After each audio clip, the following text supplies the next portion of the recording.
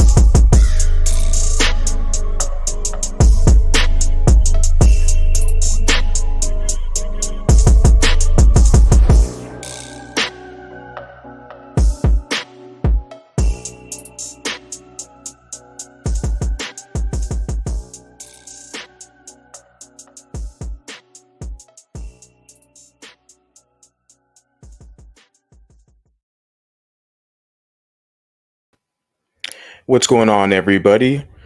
Another day in paradise. You're tuned in to another broadcast, and today is Mulatto Monday. This is Mulatto Monday, and of course, the name of this broadcast, the title, is The Antiquated Socialist, a Useful Bridge. The last stream I did a few days ago covering Barack Obama and his kind of liberal mandate, so to speak, his message to the young mixed race people of America, right, was to basically be utilized. You could serve as a useful bridge. So we see a lot of connections when we're analyzing some of the kind of political ideologies that fall in line with the left, but more on that. So obviously I've been posting a few clips of the rapper Big Lotto, right? Big Lotto. So I want to share that just real quick before I move into the main topic. And this is obviously related. This is congruent to the whole discussion. Um, but yeah, I definitely wanted to pop up here today and chop it up with you guys. So it says Miss Mulatto and her mulatto identity. This clip is what interview, I think it was a DJ Vlad is the voice of the interviewer, what it sounds like. So I'm guessing this was like a few years ago because obviously, clearly she changed her name, right? She was pressured. Um, obviously the market that she's in, that she serves, there is certain criteria you have to uphold if you want access to more of those dollars. So she basically caved in, and you'll find out that it's easy to basically pay people off. Doesn't matter what endeavor, social media, entertainment, politics is right. It's people can get paid off easily. So she's getting her bag, young woman. Like I said, I think she's like 24 right now. This is a few years ago. Let's listen to the clip. Or mixed or what I exactly? don't I don't like identifying with anything like specific. I rather, if I have to be something, I would say I'm biracial, mulatto. She said she doesn't like identifying with anything specific, but she's like, but if I have to identify with something, then I'll identify as biracial or mulatto, right? Those are her words. And definitely like hearing it. Those are good words. But the kind of contradiction there is she first said she didn't want to identify with anything specific. But when you say mulatto, it's ultra specific versus biracial. There's a lot of ambiguity there, right? Because you're literally indicating two different races. Could be black and Asian, which is Blasian, could be European and Asian, which is Hapa. And there's various other groups, right? There's a lot of titles out there, etc. People use for different kind of mixtures of dual heritage. But the thing with us is what we are unique is because we've had our classification centuries, years old. And so and that's the thing when yeah, so she's being ultra specific, right? When she says that, there's no room for like misinterpretation. You know exactly what she says when she says, "Oh yeah, I identify as biracial or mulatto." She says she doesn't identify with either white or black. She says she identifies more with either biracial or mulatto. Critically important because she's not the only person out here that thinks like this. She represents the young Zennials. There's a lot of people within her demographic that are the numbers are growing and they are starting to embrace their mulatto-ness per se, and they are equally identifying within the same framework that she does. And I took notice of her few years ago when she had a track. Actually, it was here on YouTube, I think. She had a music video. She's on the beach, rapping and dancing, doing her thing. So I first caught notice of her. That was a few years ago. I don't remember when, but I saw the title of her stage name, right? It's like Miss Mulatto. I was like, oh, interesting. Like even then, before I was really delving into research and doing this kind of stuff, I knew exactly what her brand was, what she represented, what she meant, her title, her name.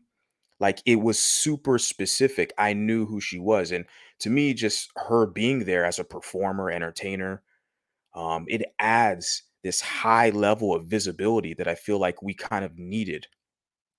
I haven't seen any other musician, any other entertainer, any other artist, movie star, like don't count on Holly Berry, even though she's talented. I like her. But what I'm saying is, I haven't seen anybody in politics and media anywhere that was boldly kind of taking ownership of the title mulatto like her, right? And she's younger than me. Like I've noticed that a few years ago. So that it caught my interest. And it's definitely something that should be applauded, right? Something that we should use as a case study, but also as a reference, as I'm doing now. So let me finish this off. I don't like saying I'm white or black. That's a word I don't hear very often. Right. Mulatto is a term to refer to a person's born of one white parent and one black parent, or the Correct. person's born to a mulatto parent or Hmm. parents. You see that kind of, we'll have to, redefine that continuously. That's always been my thought process. But a lot of these people, okay, you find out they have kind of conflicting ideologies. So there's people who are more so skewed black identified. So they'll develop a whole new term. They call it MGM, which can mean anything. And basically, the whole purpose is to pull you back in to identify solely as black, make that your center of orientation. But you just heard the man, Vlad, interviewing currently Miss Mulatto, and he read the definition. It says a person with a white parent and a black parent, or that's critical for all you people who don't listen, or a person whose parents are mulatto. Two mulattoes come together, they have a child, the child's mulatto, right? Just want to make that clear. I think everybody, at least I try to get people who, support my channel and who I engage with that have some basic knowledge where they're not over, complicating things like with this whole idea of MGM. People are purposely making things confusing. So the whole point is to, prevent us from really networking and operating in that fashion. Let me continue on with this. Okay, so once you started using that name, how did black people react to that? Oh, people, I get name. For me, it's not that deep. It's me embracing who I am. And it's hard to express to someone that wouldn't know the struggles that mixed people do experience. She's talking about the struggles that mixed people do experience. What do you guys think? Just kind of a question to the public, what those struggles are. What would those struggles be that mixed pace people experience? Are they unique to other people's struggles? Because remember, I shared a clip with Barack Obama saying, your struggles are not unique. Don't focus so much on your narrow, goals and mine. Help everybody else be utilized, right? Um, but we do have a unique position for sure. But I'm obviously clearly listening to my commentary. I'm not a crybaby or you know, someone who's whining. But yeah. So it's kind of something that I just brush off my shoulders, and I don't even care to explain it to people. You wouldn't. Okay. Yeah. I just want to share that because I shared a couple clips. They're doing some pretty good numbers. The short form content is definitely popping. And like I already mentioned with her, basically the visibility that she offered was essential because it definitely helps fuel what I'm doing now because I can always refer to that, use that as reference. And then it's funny how Vlad even mentioned to her, you know, do black people, give you problems, whatever, for using that term? Because it's funny with my whole social media experiment going on here, there's only one demographic that has an issue with the word mulatto. Everybody else, they don't even care. I might have a couple people, like I say, out of that 100%, maybe 1% of non-black people who will basically put a comment or something, but I just educate them very quickly and they're good to go. They're not really pressing the issue, right? But it seems like with one demographic, you know, who knows the least will act like they know the most on social media and will convince you to don't identify, you know, identify with us so we can use you, right? And a lot of people still are having a problem dealing with that reality, haven't figured it out that you kind of got to start doing your own shit out here. And it's easier now more than ever before. There's so many tools. So yeah, like I said, when I first heard Miss Mulata in the name, right, I knew right then and there like what she was talking about, what she represented. I'm not saying I listen to her every day or she's my favorite artist, but the effort, the kind of noble cause per se is definitely something to be noted. So getting right back into what I kind of started off, the whole reason why I decided to jump up here today. And of course, the title is The Antiquated Socialist, right? This character here, as put as well, a useful bridge in reference to Obama. People who are socialist and liberal minded, right? They fall under that criteria where they look at us as mulattoes as not even being our own group or entity, but we're here to serve a liberal agenda, which is more than not going to be pro black and pro LGBT and pro other people's interest besides your own. So there's a level of what they call altruism that they've already pre-designated you to be put in this altruistic position to use your light skin privilege and to use just to be used, to use, let other people use you for their benefit. And you don't get anything out of the ordeal. I mean, I'm in a position now. I mean, I've lived enough to know looking at this, like, no, we need something that's ours as well. And when you're a person who tries to do that, establish something that's just ours, you're going to get a lot of pushback. It's going to be mainly from people who, look like you, share your heritage, etc. Maybe even the kind of racial classification, quote unquote. But how those people identify, that is really what determines their kind of level of severity, is what I find. So this is the character here, the antiquated socialist, right? Kind of an old timer, I think. And it's based off a real guy. I don't think I even mentioned that initially. So this interaction, I've been going not back and forth. How do I phrase this? I've been engaging with with everyone, with the public, with all my social media. But there's somebody particularly who I kind of caught notice of, who has a group on one of the social media apps, and he shares different information, shares different clips and articles and stuff like that. A lot of it seems to be more academically leaning, which I like, right? That's the stuff I'm always going to be drawn to. The entertainment stuff, I can get that anywhere, right? Primarily when I come up on YouTube, I want to learn something or engage in some type of discussion to where I can, I can get more leads, etc. And so that's with all social media. And particularly this guy shared some stuff. I believe he's personally his personal account. He says he's a researcher.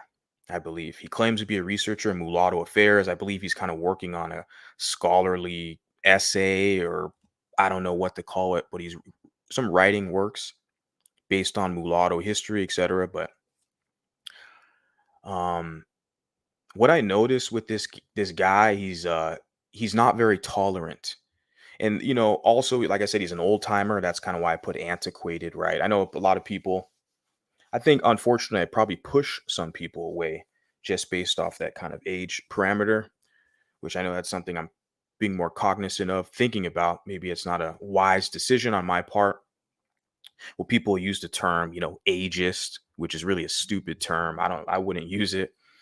That's like me, you know, using the term heightist, right? Because I have to compete with men who are taller than me. I have to, like, how does that make me look? That make me look weak. If I walk around and say I'm being discriminated against, because I'm not 6 feet tall, you know, these people are a heightist. That would really sound lame and weak on my part. So I stray away from language that will make me appear to be weak. I want to force language that showcases that I have authority. And so, yeah, ageism. I mean, like I said, I usually downplay a lot of the contributions, like of boomers, etc. I've said it even multiple broadcasts about even Xers, even a kind of generation above me, kind of like whatever. I'm a millennial, and I always kind of gear things, even this discussion. I used a case study of Miss Mulatto. I gear things kind of the demographic that I'm setting myself up to essentially serve, quote unquote, is the Zennials, those younger than me. I see more hope and, and potential with them than the older population. So yeah, when I see this guy here, like I said, kind of been conversing, exchanging comments or whatever for a few months now, and I realize that he's basically intolerant, liberal. You have an opposing view. They don't want to hear it, and you see a lot of that from the left. Okay, extremely intolerant. And I put socialist here because I can share it again. I dropped it down. I put antiquated socialist. I'm not lying about either of those. This is a completely accurate description. Antiquated, old, socialist. He's self-proclaimed socialist. Now, using the image of the cartoon because he kind of looks like this cat. I think he's got glasses too, right? I'm not going to share the name and all that stuff, images, but you can get a picture, kind of a visual when you look at the guy. Kind of what he looks like in real life, about in the age range of, I think, late 60s or 70s. I don't know. He's kind of old, a lot older than me, but he's antiquated, he's old, and he's a self-proclaimed socialist. Like, oh shit, really? These are the people we have in these spaces, or I mean, some of the spaces, not mine. I got to distance myself from any of that communist socialist stuff. And of course, you have me, mulatto par excellence, right? And yeah. So what I'm going to do now is share something that what I first started to question the guy. There was a video that he shared on one of the social media pages, right? And let me pull this up right now. Okay, there was a video he shared, and the video he shared, I even did a review of it here on this channel. Got a lot of stupid ads. I'm not paying for the premium um, subscription of YouTube, so they show on these apps. The title here is "Black Enough Biracial People Talk About Blackness and Identity," right? So you guys can see that. This is a title, Black Enough Biracial People Talk About Blackness and Identity. Now, he shared the video in his group, and I watched the video. And like I said, I believe I did a review of it here on this channel several months back. This is months back. And I was basically disagreeing with everyone in the video because I'm like, look, these are people who are more pro-black leaning. They're not balanced. Okay, from my observation, black enough. And then I believe mulatto woman, okay, black mom, and geography plays a role because this is based in Canada, and the guy who shared this clip, the kind of the main guy I'm talking about right now, the old timer, he's based in Canada too. So the environmental nuance plays a factor. The generational nuance plays a huge factor, and of course the political leanings. Of course, you can see the intolerance of the left, and especially with this clip. Like I'm not going to review it now, guys. I'm just going to say, look at her. We can kind of tell what the deal is, right? You know, we can kind of tell. I already did a review. We know her orientation. And she basically said in the clip, I remember, she wants to be used. She's like, I don't want to work in this company and use my light skin privilege to take a job from a dark skinned black woman who's also queer. Literally, that's what she said. I don't remember the timestamp, but she said something like that, was like, are you fucking serious? Okay. You want to be used literally to serve other people, right? This altruism to where it's like, damn yourself, damn your destiny, damn your goals, your ambition, your purpose in humanity, damn that, just be a footstool and serve other people. It's a despicable existence. I just don't understand how this stuff gets pushed on us as if we're all supposed to accept it. And if we don't accept it, you can see the intolerance of the left. Because of this thing that makes me sad, right? I wanted to feel embraced by a culture that I love. Okay. I'm not gonna play. Okay, and then this is the lady's the woman, the main woman. This is her brother, right? Okay, similar orientation. And I pointed that out. I'll just leave it there. I pointed it out to the guy when he shared it in the group, and he really got mad. I think he like deleted my comment, and he basically was like, well, then this is not the right group for you. I'm gonna kick you out, or something like that. I was like, I don't give a shit. I create my own group, you know? But it was kind of startling for me. Like the level of intolerance was like, wow. There's no discourse. And the thing is it happened. There was another group that was, loss leader. They used the term biracial and mixed as a loss leader to push their leftist, pro LGBT philosophies, right?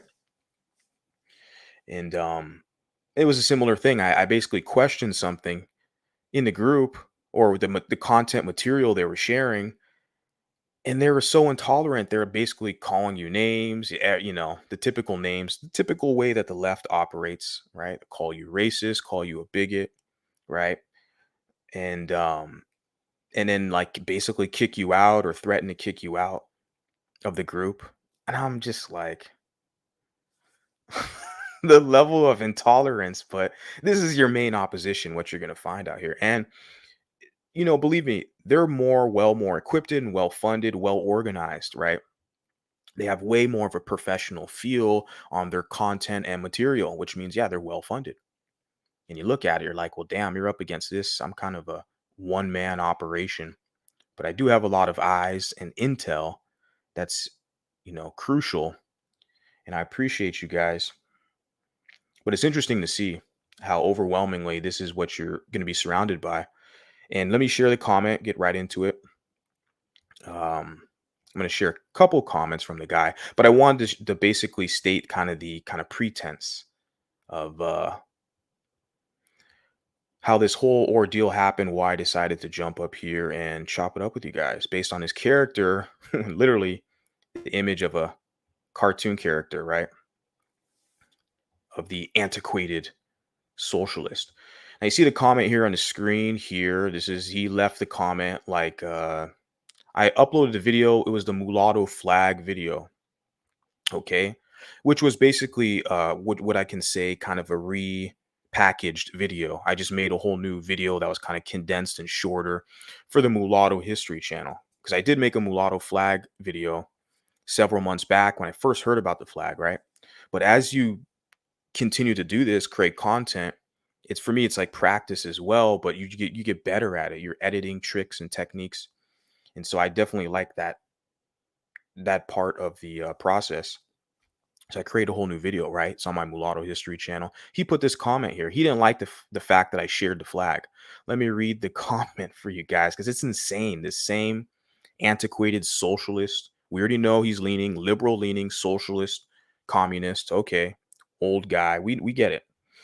And it says here, insane. You are so racist. You are trying to create a race. This is what he said. He's because I shared a video of a mulatto flag, a flag that I didn't create or develop. I'm just using my social media platform to promote it. That there's a man, Richard Miller, who developed the flag 22 years ago. Okay. And there was another mulatto cat, uh, Gen Xer dude from SoCal, who told me about the flag. So it was like from word of mouth, right? And so I heard about it and I looked it up. I was like, this is interesting. There's actually literally a flag, a symbol for us, a banner. A lot of us don't know that. You know, I barely knew this like a year ago. It's crazy that we have symbols in society for us, right? It's up to us if we want to accept it, utilize it, and kind of pass it on, and also enhance it or improvise it, right? There's always things we can add and modify. But so I shared the video. Happy to share with you guys the public. Like we actually have a symbol, something that does represent us. And this guy is basically saying that I'm so racist and I'm trying to create a race. I'm one guy out here, right? With a YouTube account and a microphone. And believe me, that alone scares them because the level of power and influence and potential, right? They're shadow banning my shit right now because the last several streams I did talking about censorship with the dude in England, Calvin Robinson, right? And then Richard Brand's, Richard Brand, Russell Brand, sorry. So I did a few videos talking about that, right? How everything is basically, you know, yeah, so of course when you kind of put that information out there, you talk about certain subjects or that's definitely warranted to get shadow banned by the creator, so to speak. So yeah, anyways, continue with the comment says you and these black folks. He's grouping me with the blacks, right? High yellow, blacka folks really stop playing quote colored and stop being playing white or whatever. So even his grammar is not even in tune.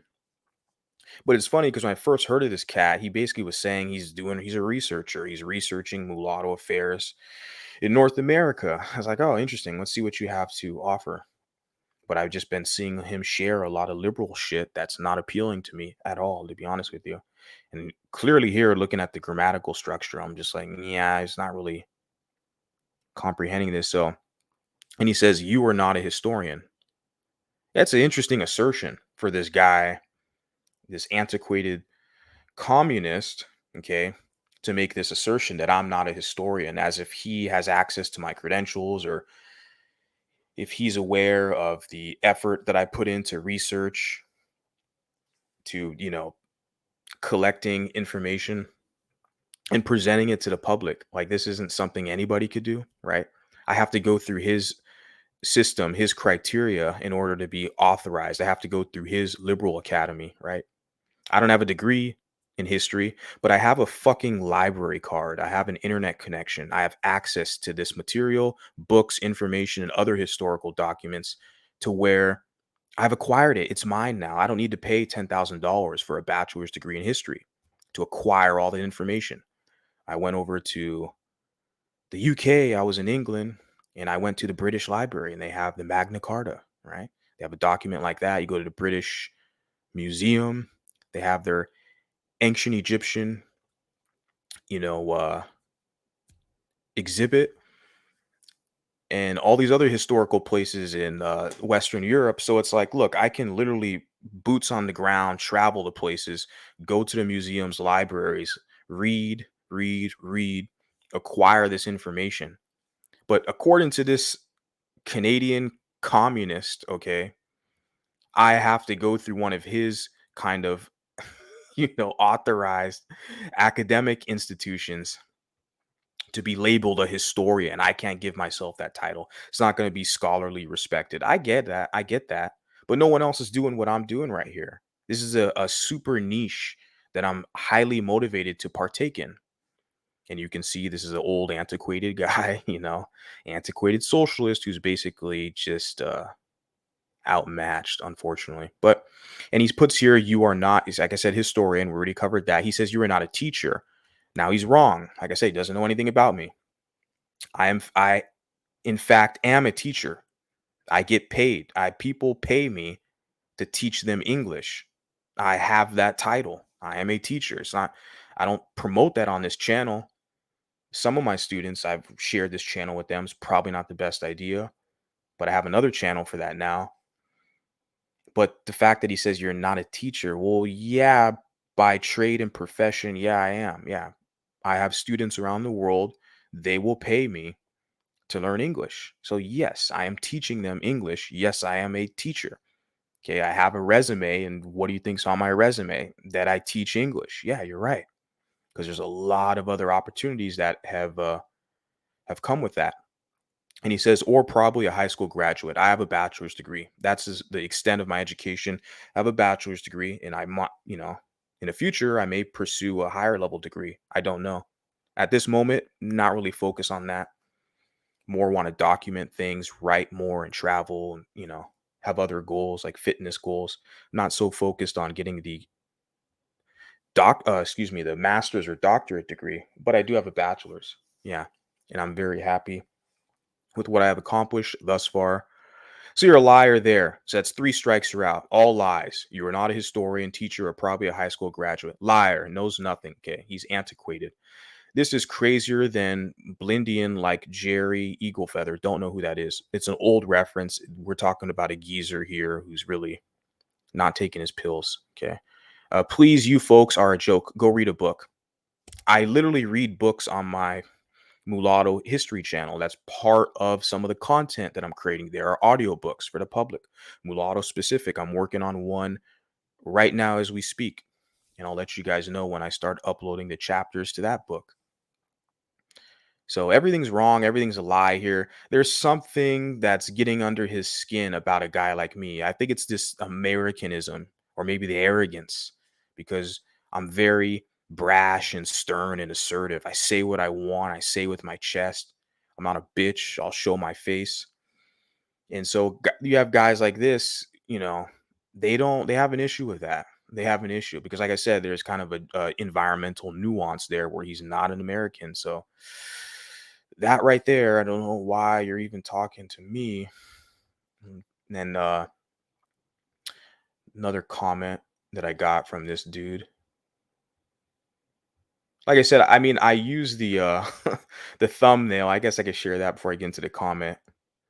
Kind of because to me, I thought it was pretty funny. Just the image here. I think I used that image before for some other old guy, but they got the antiquated socialist. This Canadian guy who's like, I don't know, it looks like 70s or 80s. He's really old, but he's putting these comments on my videos, and I have to block him, right?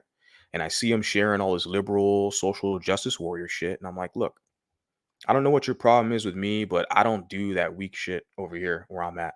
And yes, I do read books, like I said. Yes, I'm college educated. What else? Yes, I'm a teacher. Okay, I get paid. I know you probably want to interfere with that because you're the intolerant left.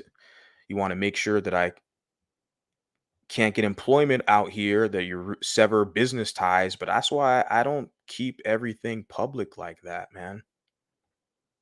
And I'm not going to be all braggadocious. It's nobody's business. Like, people were trying to act so foolish to say that I flew all the way to Europe and didn't get no cat, right? People were that stupid to say that. Like a guy like me looking at me, you think, you know, I'm going to go all the way to Europe and I'm not going to get cat. And then on the flip side, they'll throw another jab and be like, oh, you only went to Europe to get cat. No, I didn't only go over there to get cat. But it's funny how people try to frame it like that. I got to meet people. I got to collab with another YouTuber who I respect. Shout out to Afropean Monica. She makes us look really good. So I always promote her on this channel. I've collabed with her like 4 times now since I met her. We got to meet in person.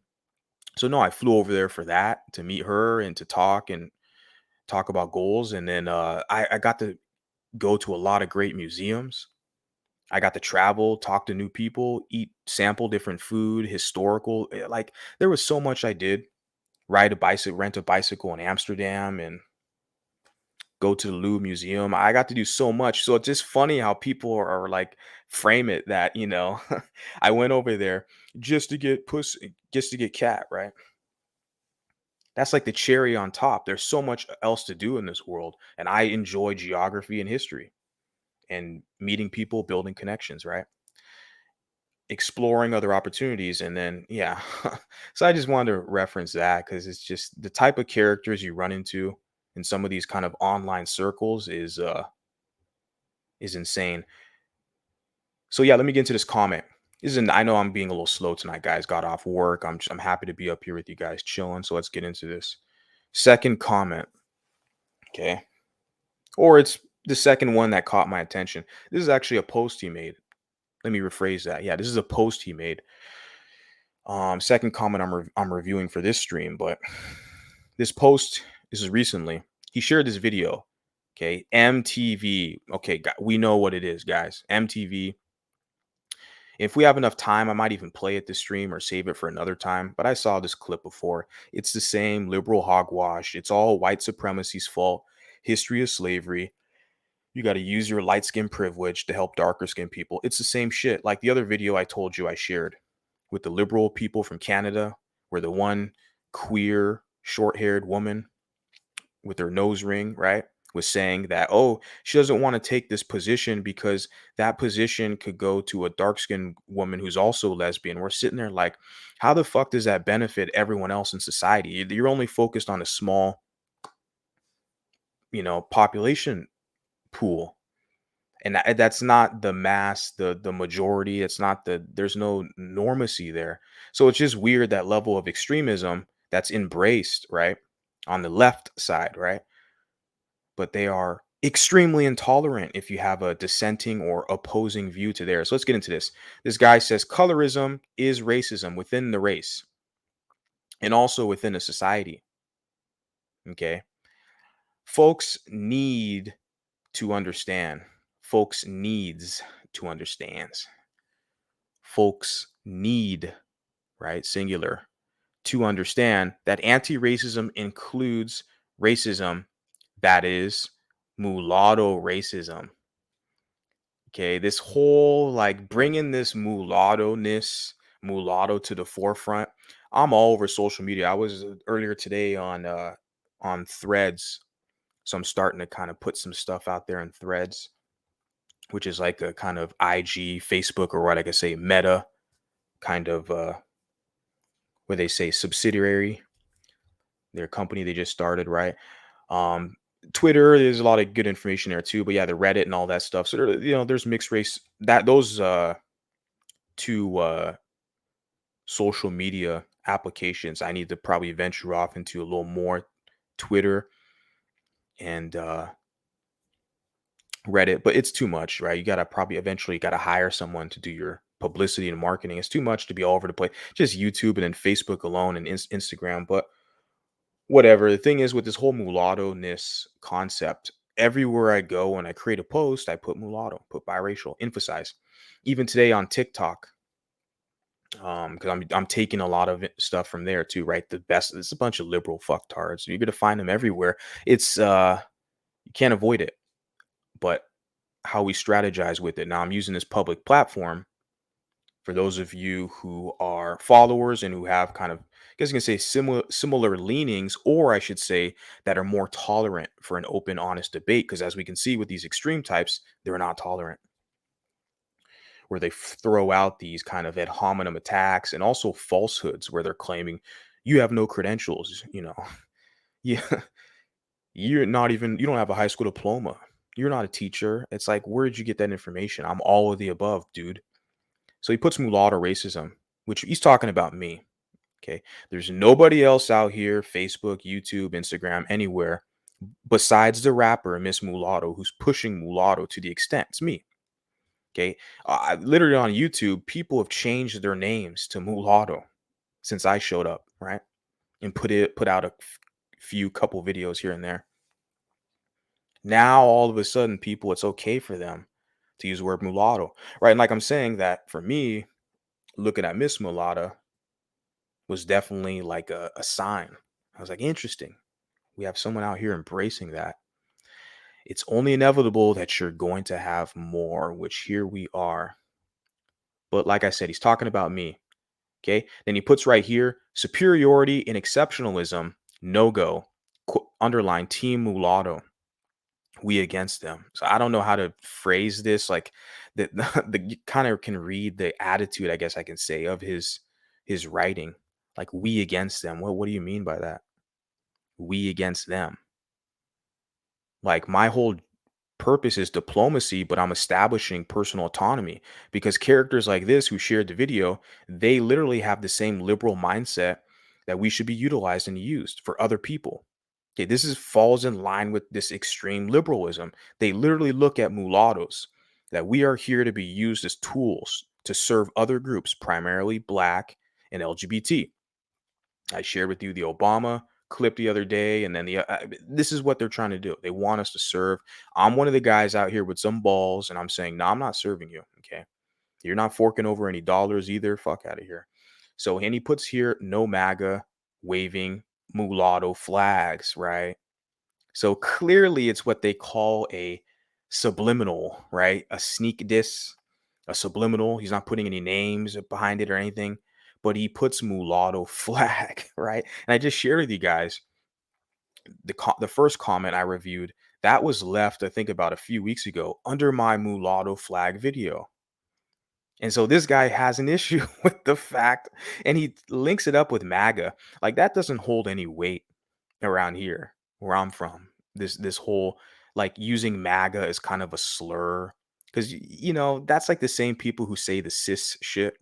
You're cisgendered or cis something. I'm like, look, the whole MAGA thing, that doesn't hold any weight. Donald Trump has a high potential of getting reelected and becoming the president again.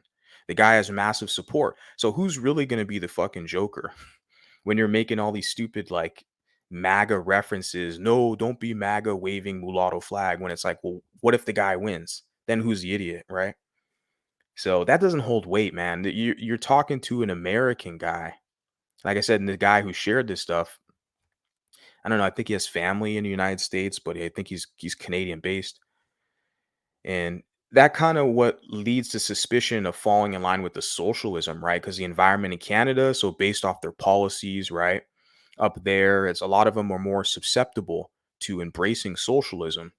And that's kind of what you see with this guy. There's the trends, what he's sharing, and his take, like when he like uses MAGA as kind of an insult. Like, dude, it sounds weak, man. Man to man. I know you're older, cat, grandpa, whatever. You forgot your meds, but man to man, it sounds weak, right? And you put here, fight racism, not each other. Light skin privilege. I don't even think I'm going to review that video today. I don't feel like it, but he shared that, throwing subliminals, as they say, at your boy, you know. And then underneath the comment, he put this here. I'm building these connections for you guys, right? And it says, do you folks attribute higher socioeconomic, educational, professional status to he appearance or inherent intellectual superiority because of the degree of white blood? I underline white blood, right? What's he really getting at here? Let's read that again and unpack this. Do you folks attribute higher socioeconomic, educational, professional status? I think he meant to put status to be an appearance or inherent intellectual superiority because of the degree of white blood. Saying a whole lot of nothing here. You say intellectual superiority, appearance, professional status, socioeconomic, education. Yeah, those things are kind of intertwined, right? With the education, you can elevate to a professional status. With the professional status, elevate your socioeconomic status, your appearance changes, right? And also this inherent intellectual superiority. I don't know where he got that from, but there is a lot of references out here when we look at the test scores and data in regards to that. A lot of us, we are underperforming on purpose. What I found out, especially with young mulatto boys, young mulatto males, I should say, even in like the high school age range. They'll make themselves appear to be stupider. They'll dumb themselves down just to fit in with their majority black peer group, right? They'll focus on other athletic endeavors rather than tech, science, STEM. That type of peer pressure is very common. I feel like you'll find with us. Now, I don't have any data to support it now, but trust me, if you push me, I'll be determined to get that data and present it to the public. But these are some personal kind of notes that I've seen where I feel like it's a trend even in adulthood. You'll have a lot of mulattoes who will talk like an idiot, act fucking stupid, just to kind of be in and cool and not be as noticeable per se, blend in more with their peer group. They got to act stupid as well. They don't want to stand out and be the mixed light skinned guy that's smart and articulate. No, you're gonna piss some people off, depending on what kind of people you associate with. That's the critically important part. But he puts here white blood and intellectual superiority.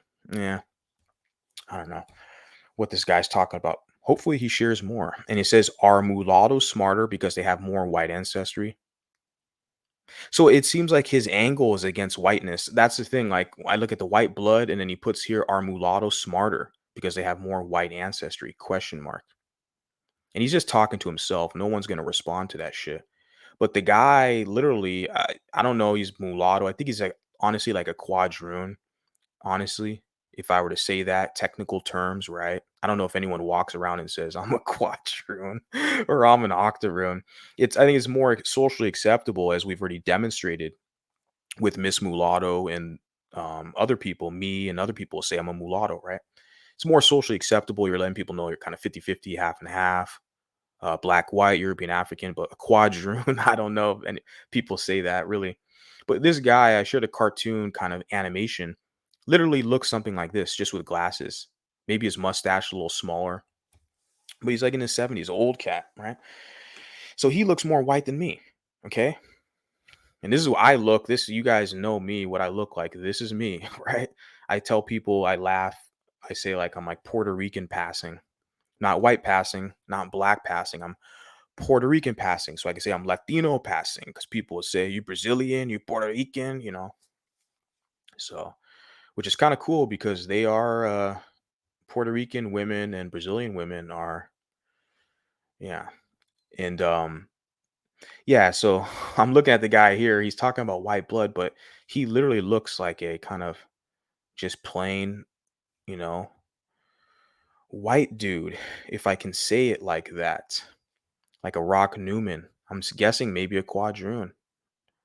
So when I share this image here, this comment, and he states here intellectual superiority because of the degree of white blood, right? I underline that because I'm thinking to myself, why the heavy emphasis on white blood and white? Because when you yourself are more white than anything else. It says, are mulattoes smarter because they have more white ancestry? So that's why I'm thinking to myself, why are these people who are mostly white trying to attack whiteness like this, right? But they want to serve liberals, which is basically going to be pro black, pro LGBT, pro illegal, okay, pro everybody else. But then in their structural pyramid kind of intersectionality, whiteness, they put it as something to be like bad of, or to be, not fond of, right? Not be fond of your heritage, right? That's the interesting thing with some of these people. It's like, how do you think you're going to get away doing that to any group of people, to try to publicly shame them for embracing themselves? Because what I've noticed too is that there's a lot of anti-whiteness that's accepted, socially accepted in black circles. Black American, let me be ultra specific. You could say FBA or ADOS, Black American circles where anti-whiteness, or, essentially it's going to be anti-biracial, because if you're half white, you're a mulatto, they're going to hate you too. I mean, they're going to show some feelings towards you, right? And they can gaslight and be like, well, we all got white's bloods in us.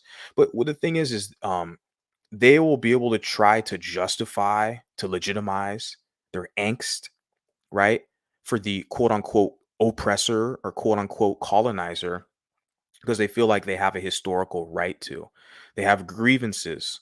The whole reparations is their kind of political position, but they have historical grievances that a lot of them feel hasn't been worked out. So they feel like they're justified in their animosity and their anti-whiteness, basically, right?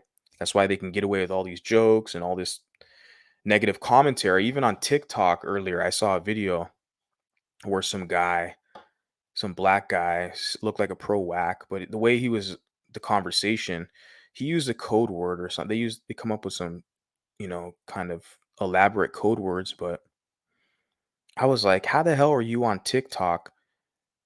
You got people who make these like kind of racial pages. My page is centered around race, right? So I don't care other people what they do, but it was against a specific group. Like I said, for me, people say I'm attacking a group or that it's, I said suspected imbalance, but most of the people who are against the word mulatto is one specific group, and we all know who that is. It's not white people, right? One specific group who always gaslights me. Now, I'm not a victim, not a bitch. I'm just giving you my story, and I'm just extension of the mulatto collective. There's others. I'm trying to give you guys a voice, so a lot of you guys develop some courage and encouragement to continue on with this. What I'm saying is like there's only one specific group that's really pushing back for me making content when it's like none of my stuff's even like try to force it to be negative like that. But there are times where I do use some choice words for sure, which I am definitely doing at times. So I just wanted to address this comment where it's like, look, because you're mulatto, you're half white, right? White parent. And I've been noticing lately too, a lot of black women have been putting comments on my TikTok, like, oh, I know your mom is white. I think on Instagram as well, because I've been pretty active over there as well. Instagram, TikTok, all the social medias, right? But even recently, the past couple of days, it's been a few, at least three black women. The first comment or the second comment, they'll be like, I know your mom's white. So they attack our whiteness. You guys see that? And to them, they feel like it's socially acceptable. I develop a strategy and a clapback very quickly for these people. So now I'm basically like, oh, I know your mom's black, and they can go into the whole spew because they do it to you. They're talking about your fucking mom as if that's any of their business. Some idiot stranger on the internet doesn't like your commentary. I'm trying to be as respectful as I can. Trust me, a lot of these people are way worse. You listen to the music they promote with the violence and debauchery, right? But that's okay because they're victims. But yeah, they'll sit there and literally say, talk about your mom like you got a white mom. I'm like, who is this creature? And so my response now is, yeah, I mean, it's like, I know you got a black mom. See, because you want to go there, you want to talk about, you know, people's families when it has nothing to do with the conversation. But they're attacking your whiteness is what's critically important. Doesn't matter if it was your mom was white or your dad was white. I'm trying to tell these other biracials, man, they let these monoracial groups use them as pawns to keep them as subordinates. I don't play that whole game.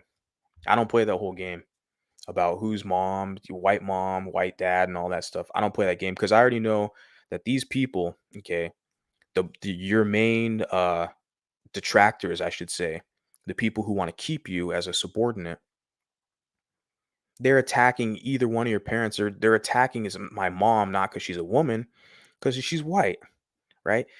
And you saying you're mulatto, you're identifying with your heritage. And so to them, they feel threatened by that. They're like, hey, this person's not going to do our bidding. This person could be a potential adversary just based off, trade relations. If commodities and food, there's a shortage, you got to eat. You're going to have to compete in society to eat. And so they look at it as like you're just kind of you're not a part of their tribe, right? They're losing control. So that's why they're threatened by you. And yeah, that whole, I got a few comments of that, man, the past couple days. It made me think about it. Why are these people, these creatures, so confident getting on social media to even make that comment? I know you got a white mom. It's like, you talking about my fucking mom? That's not going to make me a happy camper. You know what I'm saying? Like, I'm thinking about that. It's so uncivil. Who does that shit? I don't talk to any man in society because that's like grounds to get your ass whooped. People are so comfortable now being out of pocket. And a lot of biracials allow these people to get uppity with them. That's my whole thing. That's why I come up here right out the gate. Like, nope, I'm gonna handle you a different way. And so yeah, they're attacking your whiteness by making these comments about your mom and stuff like that. And they feel comfortable doing that, but they don't get called out for it. Until now, you have a guy like me putting them on blast, on notice, calling them out. And of course, I'm the bad guy. It's like, hey, I'll take it. I'm just trying to let the public know, let the public know this is what we see. We see the game, the strategies, and we actually have solutions to deal with that. So, like I said, just throw it back on them.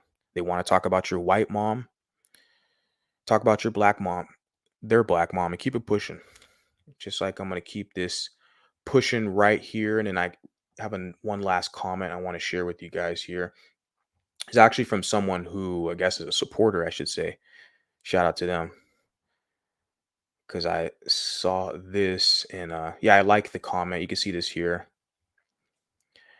And yeah, it was a recent clip or recent comment he left under one of my clips that I shared. And he puts here, this was quite the interesting video. I feel as though some blacks expect mulattoes just to uphold only black people and not themselves. Of course, I liked it.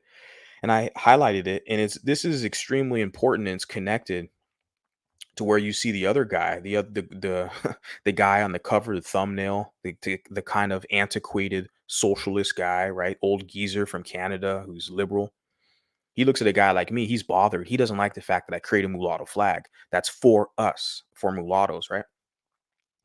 He's like, oh no, you got to be like the rest of his little liberal friends and just only serve blacks, only identify blacks. And you notice, like I said, how that mostly white, I would say, the guy on the thumbnail, basically quadroon, I guess you can say, or white passing if you want to say that. You notice how none of his commentary, he's ever going to question black people in the fuckery they're engaged with as far as mulattoes and biracials trying to gaslight us to keep us under their influence, try to disrupt and prevent us from forming a group. That's why they invade the spaces and start talking about white mom this and that, attacking whites. You let the blacks in there to do that. So that's what a lot of you guys do. But this guy here, he never has any smoke for the black side, right? So there's a suspected imbalance with him, but it's a kind of reverse imbalance because he's a liberal social justice warrior. I already told you guys in their hierarchy, they put straight white men literally at the bottom and they give everybody else preferential treatment. So the fat, overweight, dark skin, black woman who's also LGBT, they're going to put her at the top, literally. And I already have video proof. I'll share the clip in the description box when I'm done with the stream. But I already did a review of that clip before. And it was crazy to see that woman say that. That's literally how a lot of these mulattoes operate out here. They're literally, they'll only talk about the social injustice and how it affects this group. And they look at themselves and other mulattoes that we're supposed to be on their track. Liberals serving everyone else without our own like purpose and destiny out here. Like, this altruism's crazy. I love to serve the public, but I'm specific about the demographic in the group that I feel like really needs it. That's why I focus on the young. And I'm very highly critical of the older generation of mulattoes. Because I'm like, look, I would have, I would have more at my disposable now. The job would be easier if I did have some of that kind of support. It is what it is. I'm not a victim. I'm dealing with it, and it's going good. But yeah. And I agreed with the comment here. It says yes, and black identified mulattoes feel the same, right? In this case, black identified quadroons, or they're liberal. I mean, and since to them blacks are the biggest victims, so then they get the biggest part of the cake, right? So if you're half black, half white, and you're straight, and you're a patriot, right? Then of course they're going to look at you and be opposed to you.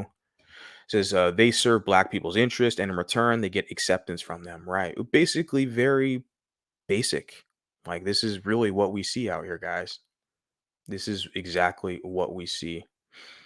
So I wanted to share those few comments from you guys. The last one was in agreement with the gentleman, but it's based off the whole kind of underlying theme with you have these mulattoes who want to serve other people's interests. They look at the rest of us to be utilities, to be used for other people. And it's just that's not what I want for myself. That's not what I want. Okay. And I don't want that for people I care about either. So, like I said, I mentioned earlier, I'll mention again, reiterating how the intolerance of the left is very apparent when you examine some of these kind of mixed race spaces, circles, chats, per se, whatever, groups. Okay. You start navigating different circles, trying to acquire some information, build network, so to speak.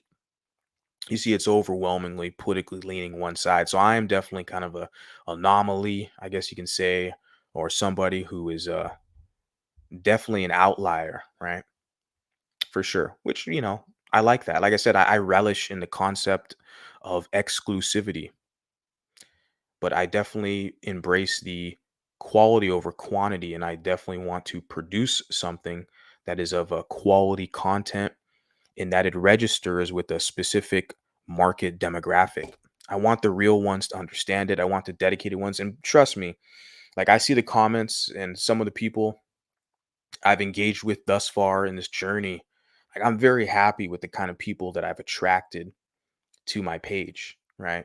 Those of you who are embracing who you are fully, I'm very thrilled to have you over here because it definitely gives me confidence, right? It gives me encouragement to continue producing a quality product, quality content to serve you guys. And so I'm really happy about the kind of people, the audience that I do draw in over here. Those of you who are here, appreciate you. So yeah, that's what I wanted to share. I guess I'm an hour into this. Yeah, let me just go with this clip. And this is only like 5 minutes. So this is going to be a short clip. I'm going to run through it, but it's based off the comment. So I'll share the comment again first before I play the clip, because this is the comment he left that made me really question. Like I said, I took a screenshot. I was like, should I talk about this fool? Because this guy's throwing subliminals at me. Like I said, I put the verse, mulatto par excellence verse, but I'm like, it's just for fun, right? I don't take this guy seriously. Sadly, unfortunately, because you're a liberal, you're weak. You're a weak man. I cannot respect you. Okay. And the young people younger than you, I don't want to be in your age. I don't want to be a man who's that old, grandfather age, right? And the younger people like don't respect you. You can't command kind of respect in a fashion where young people seek counsel from you. They seek tutelage from you. Like if you're in that position, you don't have the younger people's respect. I don't want to be there. I don't want to be there. Okay, when I'm your age, I want to make sure that the community, the generations afterwards, they respected the work and effort that I put into. So that's why I'm really working overtime now. So the residuals and dividends in the future will pay off. People will know that this is a serious thing. Let me get into this comment before I play the clip. I'm going to play this clip, like I said, MTV, which we know is liberal, right? Light skin privilege. And it says here, colorism is racism within a race and also within the society. Folks need to understand that anti-racism includes racism that is mulatto racism. Because he put mulatto, I'm like, okay, throwing a subliminal at your boy here. Got it. Superiority and exceptionalism. No go. Team mulatto. War we against them. No MAGA. Well, I'm an American, and so that's a pretty stupid comment here. Nobody cares. You're weaker than us, anyways. Waving, and he put here mulatto flags. Okay. So of course, throwing subliminals at your boy. Waving mulatto flags. What are you talking about? Like we have something that represents us that a lot of us like we just barely figured this out. There's this mulatto consciousness that's being developed and this level of understanding the importance of group cohesion and actually establishing something in society, belonging, acceptance, and purpose. And so I'm going to play this clip. He shared the video. Like I said, he always shares in one of his social media groups. He's always sharing some weak liberal shit. And I don't really comment on any of it. I just like whatever. I keep scrolling by, but he that one clip that he shared that I already shared earlier, I did a review a few months back where I put a comment and I was respectful. But I was like, this guy is so intolerant. The left, socialist, communist, authoritarian, Marxist, this guy is so intolerant towards a dissenting view that they'll literally exclude you from your group, block you, and kick you out. I'm like, wow, the left is so intolerant. It's laughable. And of course, he shares this video and he throws shots, subliminals, what they call sneak dissing, throwing at me, your boy. And I'm sitting here like, I've already seen this shit, this whack ass, colorism decoded. What are you decoding? You people are fucked up, man. A lot of the history in the country, you're conquered. Okay. You were slaves for hundreds of years. You have the name, religion, identity of them, and it's a bad situation. I'm one dude. You think I'm gonna like psychologically diagnose you and figure shit out? Isn't that cat Dr. Umar? I met him. Isn't he a psychologist, right? And he's pretty articulate, Dr. Umar. That was kind of one of the appeals why I wanted to meet the guy, because he's went to college. You can say what you want about him. He's a scammer and all this, which is true. But yeah, people who are more so involved in academics and can articulate things, I'm going to be more drawn towards them. So I can't decode this colorism conversation. I doubt she can either. Let's see what she has to say, right? Fair use. About the light-skinned elephant in the room and why it keeps getting all of the attention. In the world of pop culture, darker-skinned women have frequently gotten the short end of the success stick. Just consider the most successful Black female singers in the last decade. You can probably come up with dozens of names, including Alicia Keys, Sierra. Okay, starting off wrong right there. So I need to have some kind of sound effect be wrong. What do you think? We got the Law and Order, right?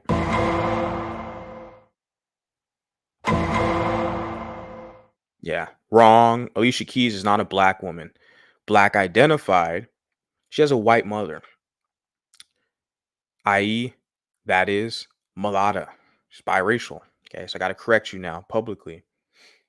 And yeah, and I see pictures of her even recently with her white mom. She's still very connected with her mom. So it's like Black Black females are not birthed from a white vagina, European vagina. I'm sorry, it's just no. This is a mulatto woman. She's biracial. Okay, so she's not a Black woman. So you're wrong there. All right, continuing on, fair use. Mariah Carey, Jhené Aiko, and of course, Yeah, and then you're wrong. You're triple wrong now. Sierra, I don't know. I don't know anything. Just that she's like a music, or she sings songs. Mariah Carey sings songs, and she has my favorite Christmas song, one of my favorites, right? As a kid, that Christmas song was playing a lot. My sister likes Mariah Carey. Mariah Carey is very famous, very popular here, right? I remember her from 96, 97, from the Honey song she had with Puff Daddy, and on the jet skis, and it's like a nice, good music video, good song. So that's Mariah Carey. I remember it's like the summer of '97 or something, right? Look at her. Does this look like a Black woman? I know she's probably more so Black identified, Black leaning for sure. Okay, these what you see now is kind of a schism, because you have guys like me who I represent millennials. Like I said, the Z's, like Miss Mulatta, the younger people, they are going to embrace the mulatto-ness, the biraciality. I'm telling you. That's why I'm speaking now, because I've already started to witness these trends the past few years. Okay. Okay. Now we're moving along. We have Jhené Aiko. She's Blasian, right? I believe she's Black and Asian. And does this look like a Black woman? No, she doesn't. You don't even look like the same race. I'm looking at you, your phenotype, your skin tone, hair texture, looking at her phenotype, skin tone, hair texture, facial symmetry. You guys are a different race. Like, this is a biracial woman, Blasian. You're a Black woman. Calling a spade, hate all you want, leave a comment, continuing on, fair use. Beyonce. But can you name even 5 deeply melanated female pop stars? But you see that how they include all of them in their group. They're including a couple of the biracials if they can use your ass. Number one, it's also because they're celebrities. It gives them visibility. It makes their group seem to be more diverse and exceptional, right? Because it'll be like, it's a black woman run the Grammys. You come to find out it's Jean Aiko. Like, wait a second, doesn't she have like an Asian mom? You know, isn't a black woman? She's an Asian mom. She's biracial. Come on, guys. But then you see they're still gonna whine and cry because you're not picking the dark skinned, heavily melanated queen sister. And I'm sitting there like, who the hell wants to play that game where it's not based off merit and performance and hard work, where you're going to get goodies and set asides based off the color of your skin because it's perceived kind of imbalance or lack of privilege because you don't have light skin. So we have to kind of even the playing field, communism, right? Intersectional feminism, socialist communism. They want to even the playing field to make it so things are more evenly portioned out, right? In favor, it's always going to lead in favor of darker skinned people because if you're a light skin, you're a biracial, you're in their group, they're the majority. You're in a social democracy, majority rules, minority loses. So you're dealing with them, they're the majority, you're at their will. You go along with their standard operating procedure, which is, tribalism. You're not darker skin. You're not a victim from the hood. Listen to Nipsey Hussle. You could be easily outgrouped and you can be cast out. You're giving people too much power over you by even putting yourself in their presence when they can use these kind of social mechanisms against you to outgroup you. It makes no sense. But you see the games that they play. Oh, well, we're all just black, but then why are you crying about colorism? Like, what the fuck? Why don't you just be a better person and perform well in society and stop crying? Continuing on, fair use. Stars? I mean, we did have Brandy as Cinderella, but that was And she's like, oh, that was 20 years ago. I love Brandy. Look at her. She's beautiful. And I remember that in 1997. That was the same year Mariah Carey, around that time, had Honey. I remember that movie was popular. Brandy was a big star because not only could she act and she was in movies, like she had a TV show, I think, and then she had the Cinderella, which is a big deal. I think it was, Disney production. And she also had like some R&B tracks. She had a duo with Monica, was like one of the biggest songs. Was it called The Boy Is Mine? Something like that. That was a long time ago, man. That was the 90s. I was a kid there back then. And I remember all this stuff. Brandy was very popular. So you already had representation like that. But she's like, oh, that was 20 years ago. That wasn't that long to do this. She's always going to cry. But you have all these other women like Lupita. Like you have this woman, the woman Kang. You have these top actresses who get these movie roles and artists. But that's not good enough. Oh no, the biracial light-skinned woman, they're showing the beauty of Zendaya. They're probably a lot of these people are haters, man. They're just jealous. They see a woman like that, Zendaya, walking around. Now they're all crying colorism. Fuck out of here. You guys have already been in the spotlight for years. Okay, now we got biracials coming along, and it's a beautiful thing. Let me continue on, fair use.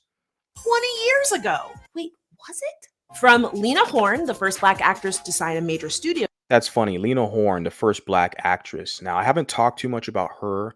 I don't know too much about her, but I know she's a vocalist, jazz or, swing kind of vocalist, right? Early, like the 30s, 40s. I did make a short. I created a short with her song Stormy Weather. That's the song she sung right back in the back in the day. Lena Horne, but I'm just looking at her. This is clearly the mulatta aesthetic, quintessential mulatta aesthetic. You look at her, it's like I'm telling you, even in America, like you guys, this is two completely different races. Like I said, people aren't gonna like that I'm saying that. They think I'm being divisive. Because you're claiming her to be black just so you can use her for your presentation.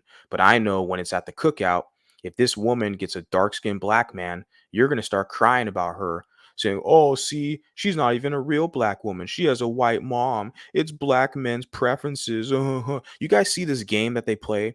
And none of you people call it out. We've been seeing this shit for years now. This is what they do. They always move the goalpost and switch and, gaslight you and switch their criteria to be in their group. They can always outgroup you and pull you in like tug of war, pull on you and push you and all this shit. But it's because you guys give them the power, right? That's really what it is. You want the preferential treatment at first, but then they can always turn on you because, like I said, social democracy, mob rule, right? Majority wins, minority loses. You're being put in a situation where you are the minority in that group. So at any time, you can feel that heat, that pressure, right? But I just don't like how you're being disingenuous when you're saying this is a black woman. She doesn't look black to me, okay? Looks like a mulatto, quintessential mulatto aesthetic. Go to Africa, any country there, nobody would say she's a black woman or African woman, okay? So your little American standards with your one drop policy, that's honestly fading out. I put a comment on TikTok or somewhere else earlier. I was like, that's fading out, man. In this country, this whole one drop rule where it's only black Americans really who hold on to it for dear life because they're losing social, political capital and influence in society because they need these mulattoes, right? To get closer to their massa. And they see a lot of us stepping away like, look, I did enough. I tried to help you. I'm charging now. Okay. And the disrespect has been too bold where it's like a lot people got to put you guys back in check. Again, people aren't going to like me saying that, but they're too comfortable disrespecting biracial people out here. And biracials aren't really making a fuss about it. They're allowed to, I don't get fucking punked out here. It's not just on the internet doing a stream in real life. I don't get fucking punked like that. So when I see this type of commentary where people will put literally racist, anti-biracial comments, I'm sitting here like, how do you guys not clap back? Like, to me, they'll flag your shit, report your comments. They'll try to shut you down. They're like, how dare you, challenge me or hold me accountable, essentially. They want to be able to have this imbalance where they can disrespect you, but you can't disrespect them, right? Not me though. Continue on, fair use. Deal to Halle Berry, the first black actress to win a Best Actress. Again, wrong again. How many wrongs is that? Like 5? I lost count. That's like 5. Yeah, Halle Berry, first black actress. Now maybe she's black identified. We kind of know, she's clearly biracial. As a white mom, black father, I believe so. I don't know her parental configuration, but she's biracial. We all know that. Okay, she just doesn't identify. I don't know how she identifies, honestly. She's had a pretty rough life. Very accomplished woman. I am a fan of Halle Berry. Okay. I like most of her movies I've seen. But, this is a biracial woman. She's claiming all these biracial women, and she's claiming them as black now for this presentation so she can sneak this and talk shit and exclude them later on. Be like, well, we need to make room for a dark-skinned woman. You're light skinned, you're biracial, you got the award. Now step over there. We need a dark-skinned woman. I mean, when it's this bold and this public, how do you people accept that shit? How do you accept those terms where it should be performance and merit based? I like Halle Berry because she's a great actress. She was in the John Wick film. I saw her film a year ago, the MMA film. I think it's called Bruised. It was on Netflix. I really liked it. I like Halle Berry's movies. She's an excellent actress. So it's like she got the award not because she's light skinned. I know a lot of racist people in the community want to say that, but no, she got the award because she is very captivating, okay, in front of the camera. She's one of the best actresses and she's very talented. It's merit based. She won the award because of her good work and good merit, not because of her skin tone. So don't try to gaslight these people saying they're preferred in society. They're like, no. A lot of people just are hungrier than you. They work harder than you. Deal with it. And I know there's a guy in the UK who said, you can't hold on to the heels of mulattoes forever, right? Because that's what you see a lot of them try to do, man. They're trying to throw you out here like Halle Berry, throw you under the bus. You're black, you're a queen, but you're not dark enough. You only got the award because of white supremacy. You're light skin. They gave you the award. We need a dark skinned queen to get the award. Man, you got to work hard too then. You got to work hard as everyone else. Put in the work. Okay? Continuing on, fair use. Actress Academy Award, lighter skinned and often mixed race women have usually broken. Well, it's interesting. You just made a distinction there. She said lighter skin and she said mixed race women. So if they're mixed race, that means they're mixed. They're not quote unquote pure or monoracial, mono meaning one race. If they're mixed, then they're not mono, they're not one. So this level of fluidity with the language they use, like I said, they kind of want to push you into blackness when they can use your ass, okay? Then they want to pull you out of blackness to kind of, it's their defense mechanism, their strategy. They put a wall up to cut off communication because they feel like you're becoming too competitive and you're making them look bad, essentially. You're outperforming them, okay? So it's kind of, it hurts their ego. So like, okay, look, I gotta push you to the side. I gotta outgroup you. Because if I'm standing next to you, I can't compete and it makes me look bad. They don't like that. They don't like to be looked. Nobody does, though, to be fair.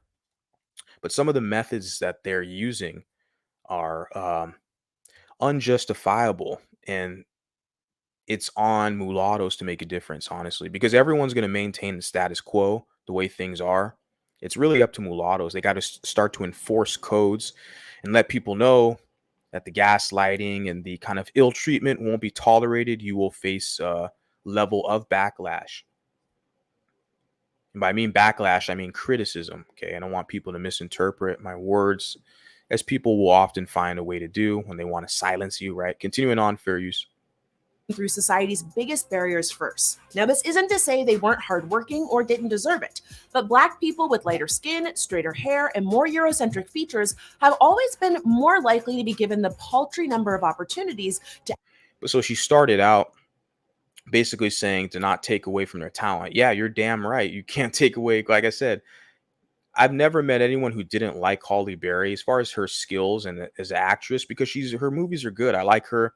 His Storm and X-Men, James Bond movie, when she was also in like a bunch of good movies I really liked her in. And so you can't say the woman's not talented.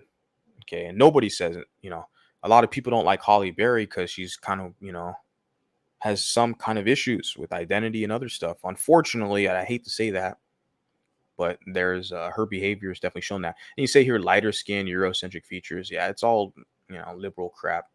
Eurocentric features.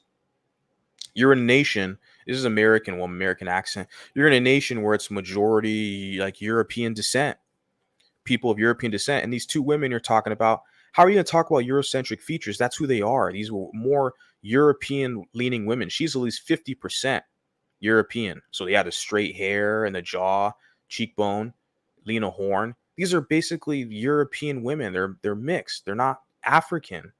And you're in a majority country where you're in a country where majority of people come from European descent. Why are you crying about Eurocentric features? Why are you crying? And people listen to this crap. Of course, it's MTV. 4 years ago it was published. They got 1.3 million views. Yeah, of course. Yeah. Continuing on, fair use. To access white spaces and institutions. Access white spaces and institutions. Like, again, she first had to say, not to say Halle Berry's not, or these people aren't talented. Yeah, you're damn right. You can't say they're not. You're talking about them. They're out there living their life in the world and performing. You're trying to say access to white spaces. See, they're trying to make it seem like performance isn't an indicator and merit-based. Guys, I want to point this out because this just caught my attention. Very beautiful to see. This just caught my attention right now when I'm watching this clip. You see this on the wall right here? I don't know, this is her office or whatever.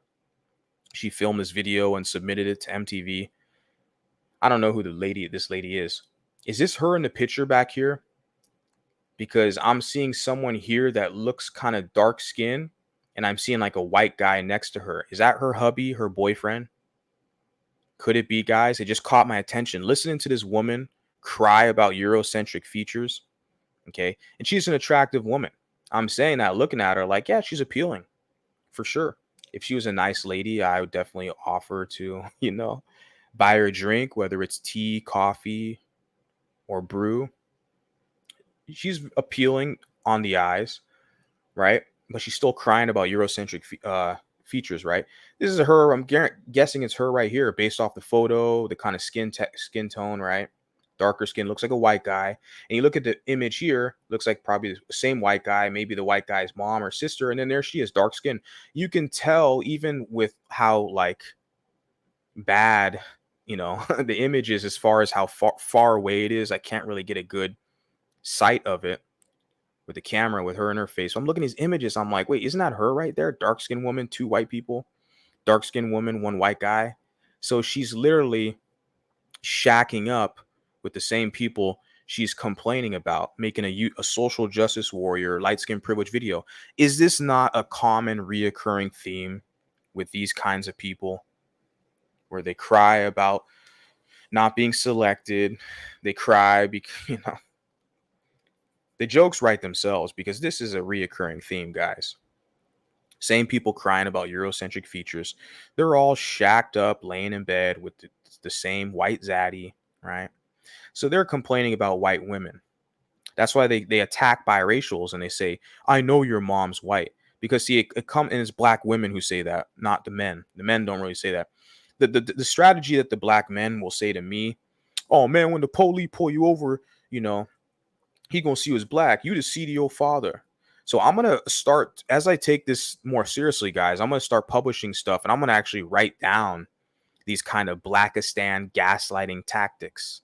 Now, that's a phrase I heard Exoticals United use, a year or so ago when I first found her channel. I heard her say that. I thought that was pretty funny. So I'm gonna, give credit where credit's due.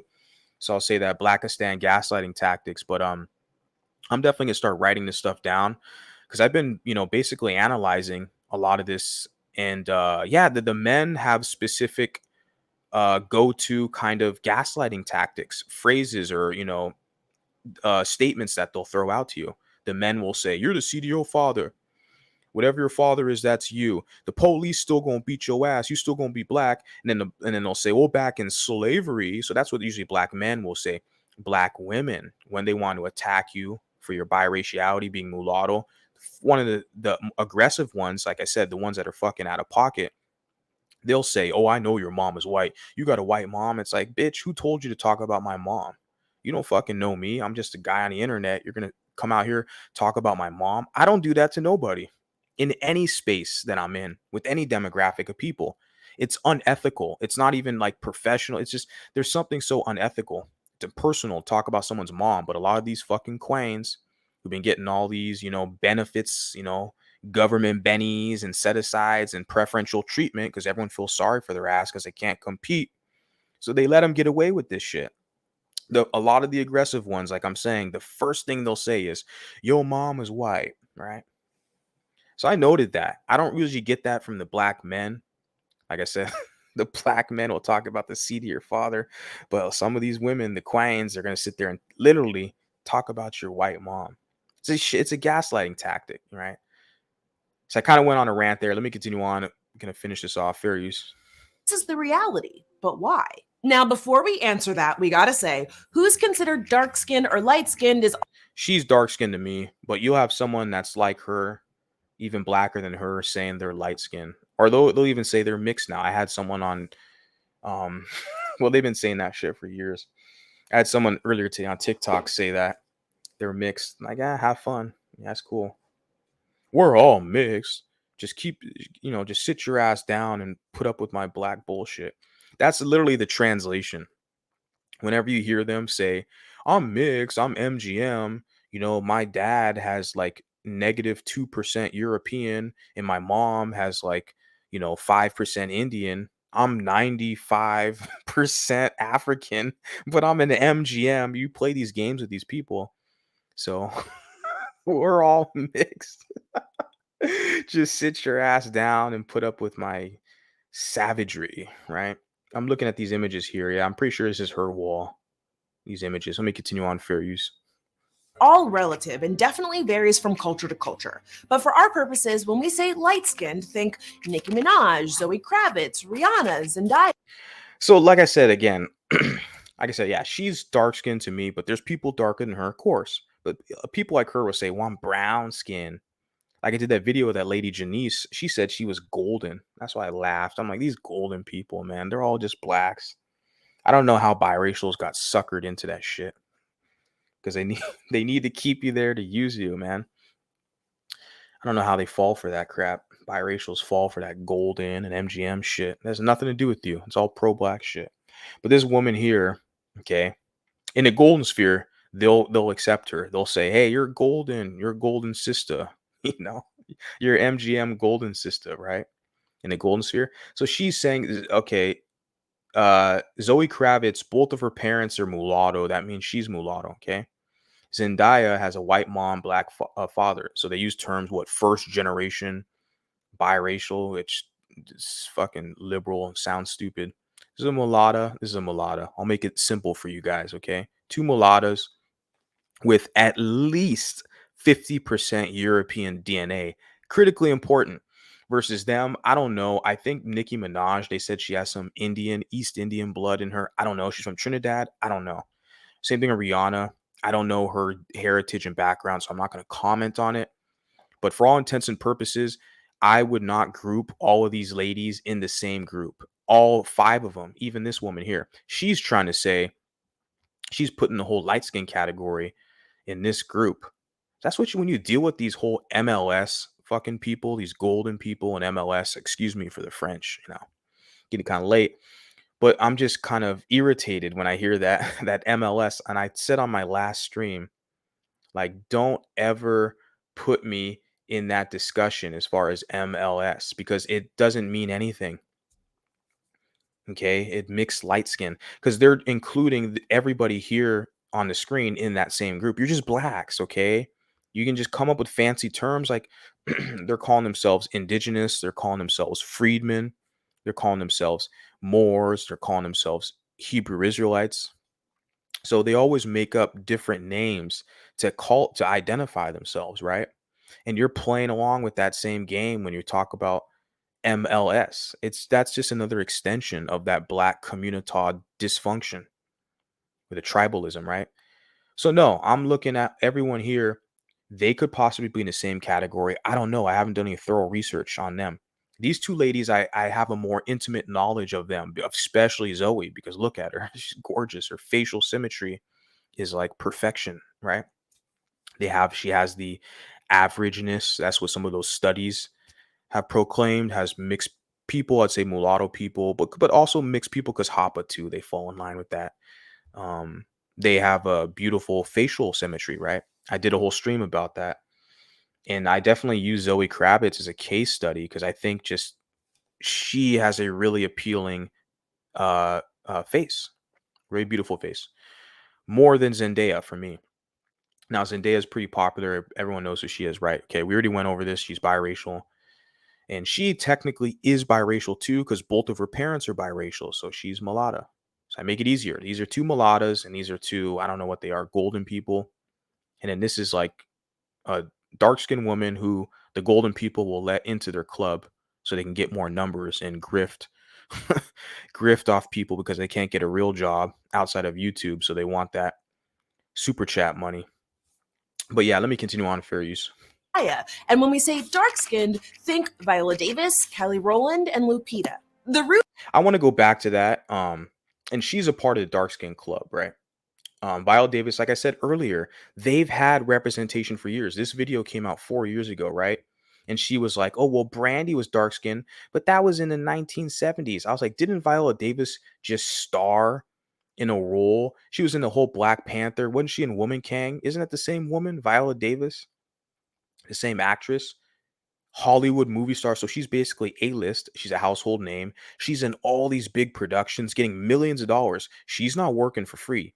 She's getting a ton of money and publicity for being in those top films, box office films, Black Panther franchise, and then the Woman King. I don't know the numbers if it tanked or not, Woman King, but I didn't watch that shit.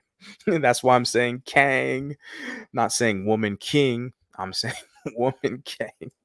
I haven't watched it. I don't think I ever will. Just like the movie Harriet.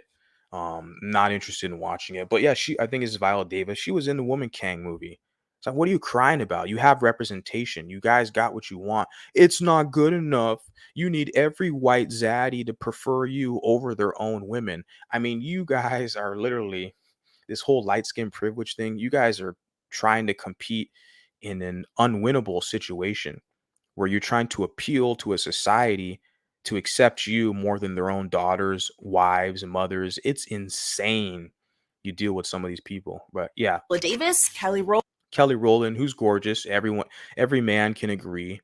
She's extremely attractive. Yeah, dark skin. Yeah, for sure. Rowland And Lupita as well. I like Lupita a lot. A great actress, very pretty lady. And yeah, and she has all the representation, right? Oscar winning, Black Panther, all these other franchises. So like they're all successful. So why this whole, division, light skin privilege versus dark skin, when clearly these women are privileged? Like even Lupita, I would say, is the most privileged because her background, when she born in Mexico and her parents were Kenyan diplomats, I believe. And so it seems to me she's had a pretty privileged life. I don't know any hardship stories. And Lupita's similar to her, where she has a lot of white male partners, right? Which that's her business. But I don't really see Lupita complaining about light skin privilege. I haven't seen it. A lot of these women who are complaining, they try to use her, right, for content, just like they use the biracials, right? Let me continue on, fair use. PETA. The roots of this light versus dark inequality stem all the way back to the days of slavery, when lighter-skinned slaves, often the mixed children of white slave owners, aka the product of rape, aka you're not slick Thomas Jefferson, were given domestic work. Yeah, so they're showing some historical stuff we all know. Hey, what's up? Shout out to Ian Graves. Haven't seen you in a minute. We got something right here. See if I got a sound bite. Do this one. Yeah. Spartans! What is your profession?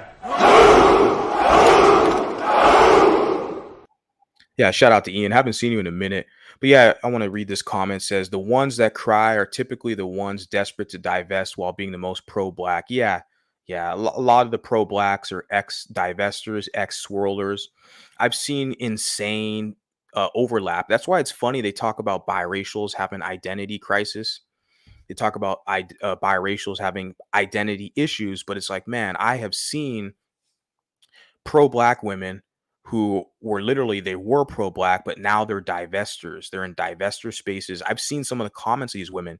They'll literally refer to black men as apes. I've seen them type comments like that. And this is a black woman saying that. I'm like, a lot of these people are fucked up, man. They're fucked in the head. And I put some comments that are maybe be questionable, but it's, for me, it's always a kind of defense, right? Someone tries to attack me or something, then I'm going to hit back hard. And that's in real life too, not just internet. But I never put anything like that out there that's that kind of provocative, right? But that's how the level of kind of I don't say identity, that's the kind of level of like identity confusion, where you can have a woman who was pro-black, militantly pro-black.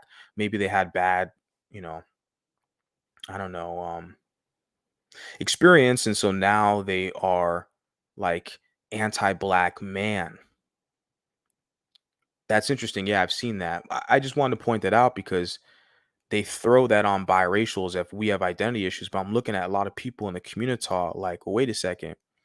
I see a lot of the same shit with you guys too, especially the women, like you're mentioning, where how the hell can you be pro-black, but now you're like look at the number one person, Cynthia G. Remember Cynthia G, guys?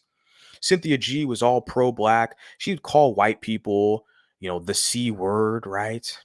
She was very public with her racism and anti-white. Cynthia G. And now look at her, anti-black man, hating black men. So she's the best example. She's one woman, guys, but I'm telling you, I saw a comment from this other black woman where they're openly going to refer to black men in this negative light. And I'm like, this is crazy. Yeah, you got Cynthia G, who's a pro-black, hating on all these whites. Now she's hating on black men.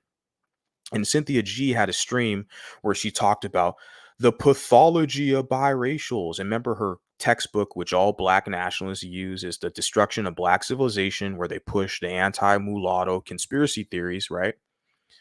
And Cynthia G used that same, playbook, talking about that biracials have a pathology because they choose the master side over the blacks. And I'm sitting there like, bitch, you're the same one who is pro-black. Now you're anti-black man. Man, get out of here. The level of projection and gaslighting is fucking out of this world, man, that you see. But only one side kind of gets called out. And it's a numerical factor. It's just because of the numbers. There's going to be more black people that have more social media platforms. They can get their message across to more people.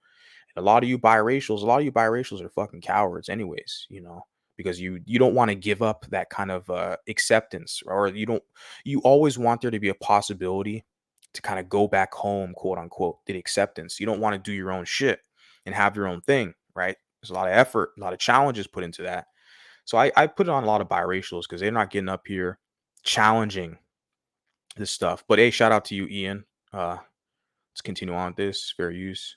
As opposed to the physical labor of darker slaves, thus landing higher on the skin tone hierarchy because of their proximity to whiteness. This separation was enacted based on the slave traders' false beliefs that darker skinned people were better suited for hard labor, whereas lighter skinned blacks were thought to be better suited for intelligent and domestic tasks. Don't get it twisted. A lot of this stuff is something that we've basically been hearing for eternity, right? Right.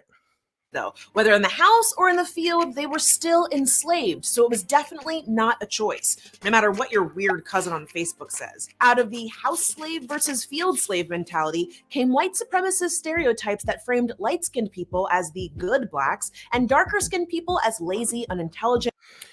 That good blacks is an interesting analogy or concept, I can say. The good blacks is interesting. I think I used that before talking with a couple other biracial people in reference to Amala, who's kind of a pretty prominent conservative political commentator currently on the market. She's been boosted, right? She had the PragerU kind of network machine behind her. She grew massive following, young lady too, Amala. But I kind of said that to a couple people, a man and a woman, biracial, behind the scenes, was like, yeah, I promote her sometimes. She's a pretty woman. I share some stuff on Instagram mainly of Amala. But someone messaged me, was like, she does switch though, right? The lady was telling me she kind of identifies as black. And I was like, yeah, I've seen her say she's biracial a lot too. But I have seen her switch off and say she's still just a black woman. A lot of people do that, unfortunately. And for her, I think it's more politically kind of advantageous for her position because she's there to bring more black people in, the younger black crowd, the Zennials, into the kind of Republican Party, Republican establishment. So she's trying to, but her audience is majority white, right? But she is there kind of, I guess you can say, the token, quote unquote, or as she said, the good black, right? Even though she has a white mom, she's not black, right? She's a biracial woman, but she could be, yeah, more black presenting for sure. Yeah. But Amala, the good black, yeah, she could be the good biracial too, but I think, yeah, she chooses to identify as black at times. And that's why it's tricky because you have a lot of the pro blacks who've been caught on to that. When you have people who use being black as a political strategy for clout, and they're using black people, and it's not a good thing. I don't do that personally. I can publicly say that, and I don't encourage others to be duplicitous in that fashion. It's not a behavioral trait that's honorable to kind of have this level of dual allegiance to where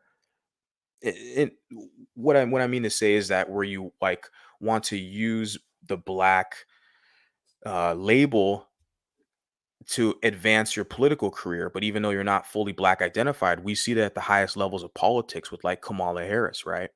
Who attended a HBCU, yeah, whatever, but she's more in tune with her Indian heritage, right?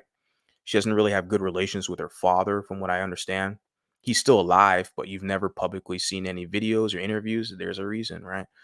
Um, so I think, yeah, Kamala Harris falls under that, where she'll use that kind of the black card to get political clout.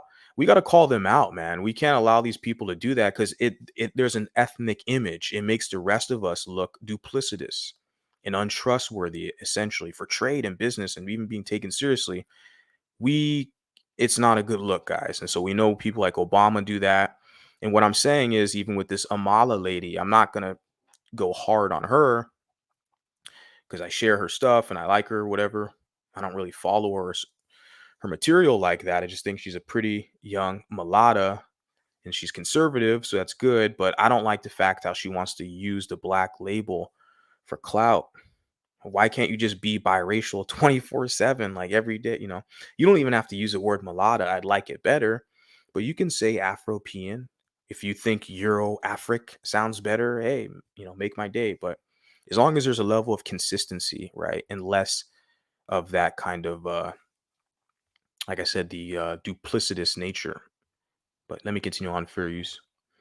Unattractive, undesirable, criminal, aggressive, and just all around bad. Now, while the skin tone hierarchy known as colorism is a byproduct of white supremacy, it's not just a white thing. Stereotypical figures. So now the guy that I shared earlier, he was the comment, he was saying that colorism is racism within the race. Now there's some biracial ladies, they have channels here. I guess I can shout her out. Miranda's World. I saw a video. She's been making videos for a while now. I think I saw a video she had like 3 years ago, way before I hopped up here. And I think Miranda's World had a video. She put a comment about like, or the title of the video is about how I don't want to, butcher the title, but paraphrasing about how colorism is basically like jealousy, a cry for help, or that you can't compete, basically. Which I agree with because I already showed examples of Kelly Rowland, Brandy, Viola Davis, Lupita, and that's all in like Hollywood or entertainment. Like we're in a merit-based society, and you have to compete. And so this idea that the color of your skin, you can't get dollars and can't get money in advance. I mean, I can't believe people are still buying into this shit. But yeah, continuing on fair use. Figures like the angry black woman and sassy black friend are unfortunately also present in black made media. In the recent past, there have been numerous examples of black people in the media perpetuating the idea that lighter is better. The popular 90s sitcom Martin, as brilliant as it was, is a shining example of this problem. Light-skinned Gina was positioned. Yeah, this movie was, or not movie, excuse me, this sitcom, this television series was popular when I was a kid, but it was never my favorite. As far as black sitcoms, Fresh Prince of Bel-Air, and then Jamie Foxx's show, I really liked. I really liked the Wayne Brothers show, and then I also really liked. It was Living Single, was probably my favorite black sitcom as a kid in the '90s. Living Single, and then Wayne Brothers, and then Fresh Prince. So yeah, but Martin was popular at that time, I remember, but I just never got into it. The dialogues that they had, the conversations, it never kind of I never got hooked on it. It never clicked with me. That kind of comedy, the kind of sketches, the way that the show was wrote. It's just never a show that I really liked, Martin. But I know it was popular, yeah. Just like Friends is popular, and Frasier and Seinfeld. I wasn't into any of those shows. This with the comedy just didn't hit. Not like I said, Living Single, or the Fresh Prince or something like that, or the Jamie Foxx. Like those are my favorite, but yeah, whatever. As attractive, intelligent, and funny versus her dark-skinned friend Pam, who despite being bangin', was often coded as unattractive and the butt of many of Banging. Really? She's banging? I don't know. I think didn't they have something similar in the I think it was VH1, which is like an MTV company. They had New York. Remember her, Flavor Flav? Like a while ago when I was in high school, I think they aired that. It was Surreal Life, I think it was called, Flavor Flav, Flavor of Love. And there was this woman, this one of the like entertainers, her name was New York. Dark skin, kind of Barbie doll look. She had big fake boobs, and I think she had like a tattoo on her boob. So it's like that's like the ghetto kind of look when you have the chest tattoo. It's just on a woman. It's yeah. And I think she kind of probably played into that role, but she's playing a character, right? I'm thinking that's probably where she falls in line with, I don't know, whatever. Martin's jokes. What do you And guys what we will think? not do is stand for anyone coming for sitcom legend Tashina Arnold. And there's been even more recent instances of this. Remember that time Kanye West held a Yeezy casting asking for multiracial women only? Or Oh, that's funny. And for her, it's a problem because she's offended because she's not being selected, you see? That's funny. He's straight to the point of what he wants. No makeup, please. Come as you are. Want to see if you're naturally good looking. Yeah, multiracial women only. How can I be mad at the guy? And he's stating exactly what he's looking for, of course. But see, you don't benefit from that, so it's problematic. I'd be the same way, man. If I was at his level, had his money, the status, if I was casting certain projects, whatever, photo shoots, music videos, I'd be like, yeah, I want these type of chicks. I want the mulatto chicks. Yeah, the multiracial women only. How is that a bad thing? Like, when you get status and money, you start to make rules. And this lady crying on MTV's not nobody cares, ma'am. Okay. Fair use. Or when the casting call for the movie Straight Outta Compton described A girls as the hottest of the hottest with real hair, and D girls as, and I quote, African American girls, poor, not in good shape, medium to dark skin tone. Yikes, it'd be your own people. Or She says that to your own people, like sarcastically, but look at who she's shacking. I'm saying the picture here is just very telling, right? This is like one of the first things I noticed reviewing this clip. I'm looking at the side. I'm like, wait a second, is that you there? Is that you? Is that your boo thang?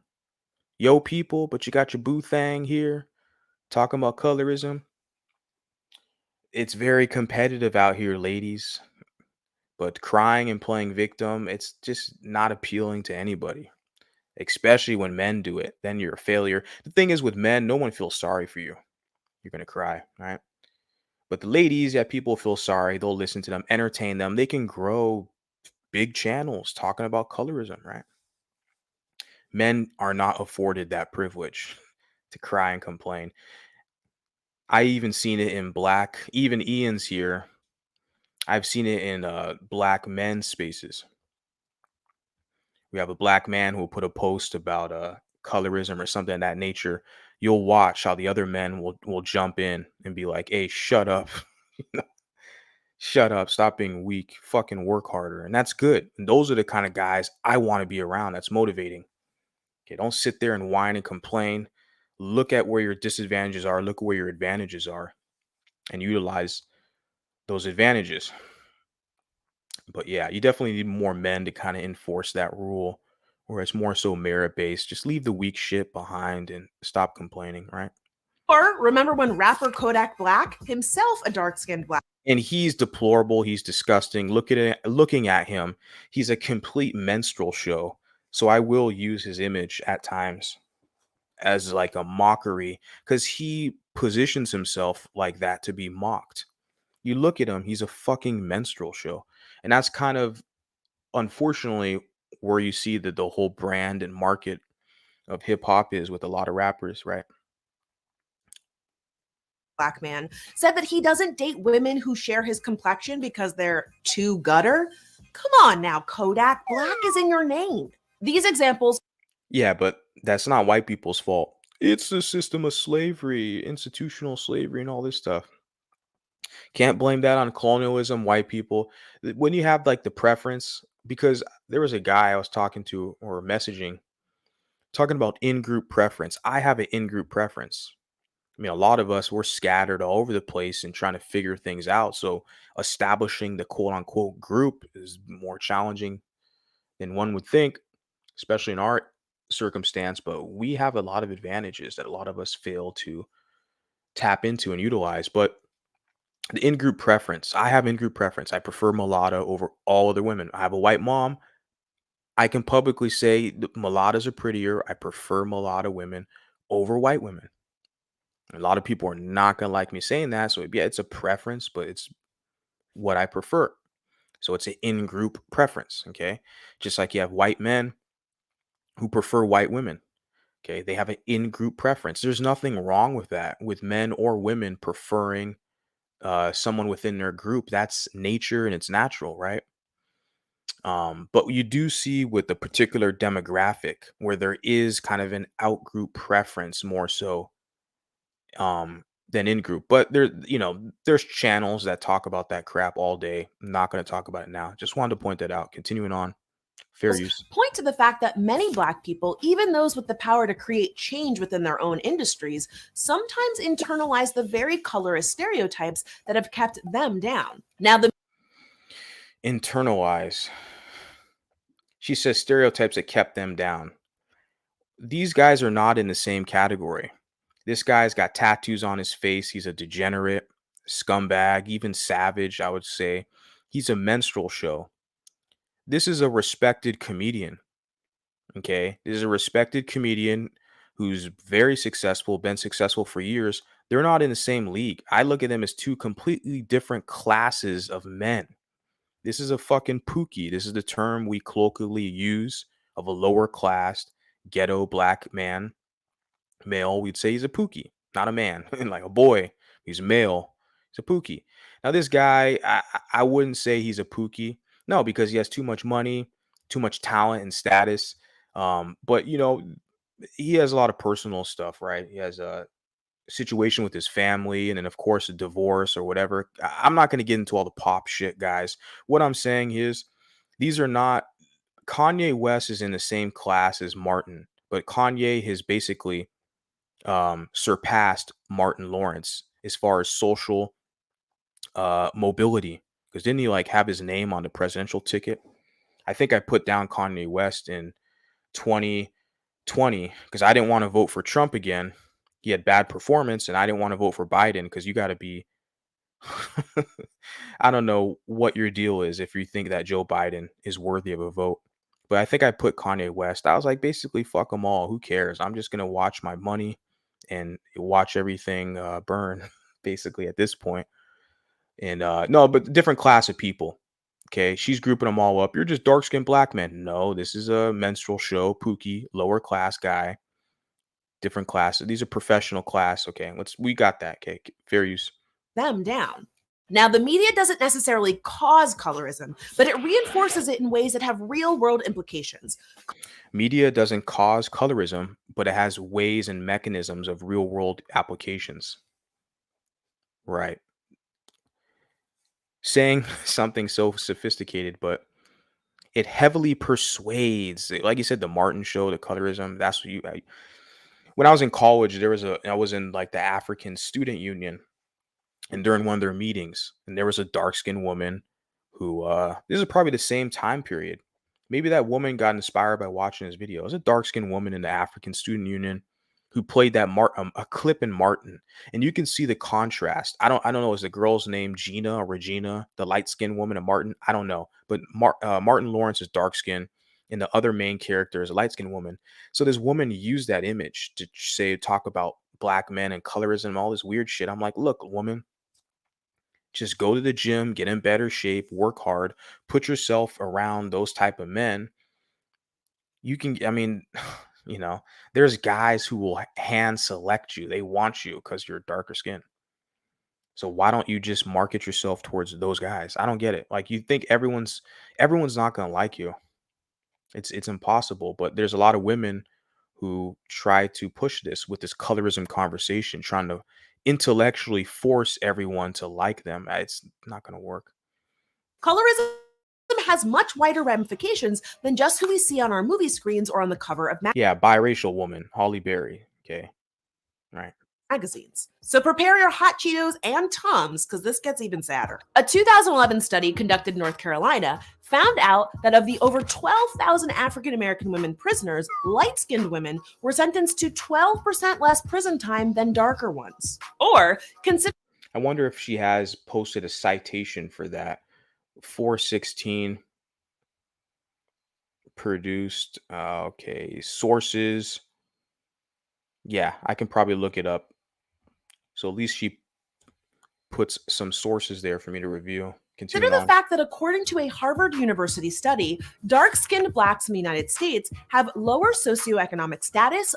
So the study, I can already tell it was reference here in the sources, the Harvard study right here.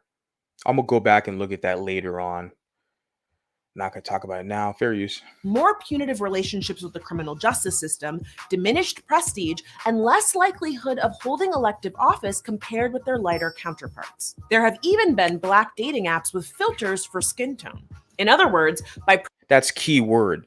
So it's intra-racial kind of preference. She said black dating apps. So she's crying about what they all cry about is black men having an out-group preference, preferring other women who are, either mixed or whatnot, lighter skin, right? It's what they always cry about. Like, you can still get a good job. You can still live in a nice, clean neighborhood. You can still have access to the best healthcare, the schools, everything, entertainment, but you're still crying because guys want other options or something. I don't get it. Like, there's always going to be guys that like you. Look at I don't know what she's making this video. She has her zaddy here. Look at the pictures up here. She has on a wall, proudly showing. She's got her boo. She's like, I got my zaddy. I'm trying to get my other queens to, get selected.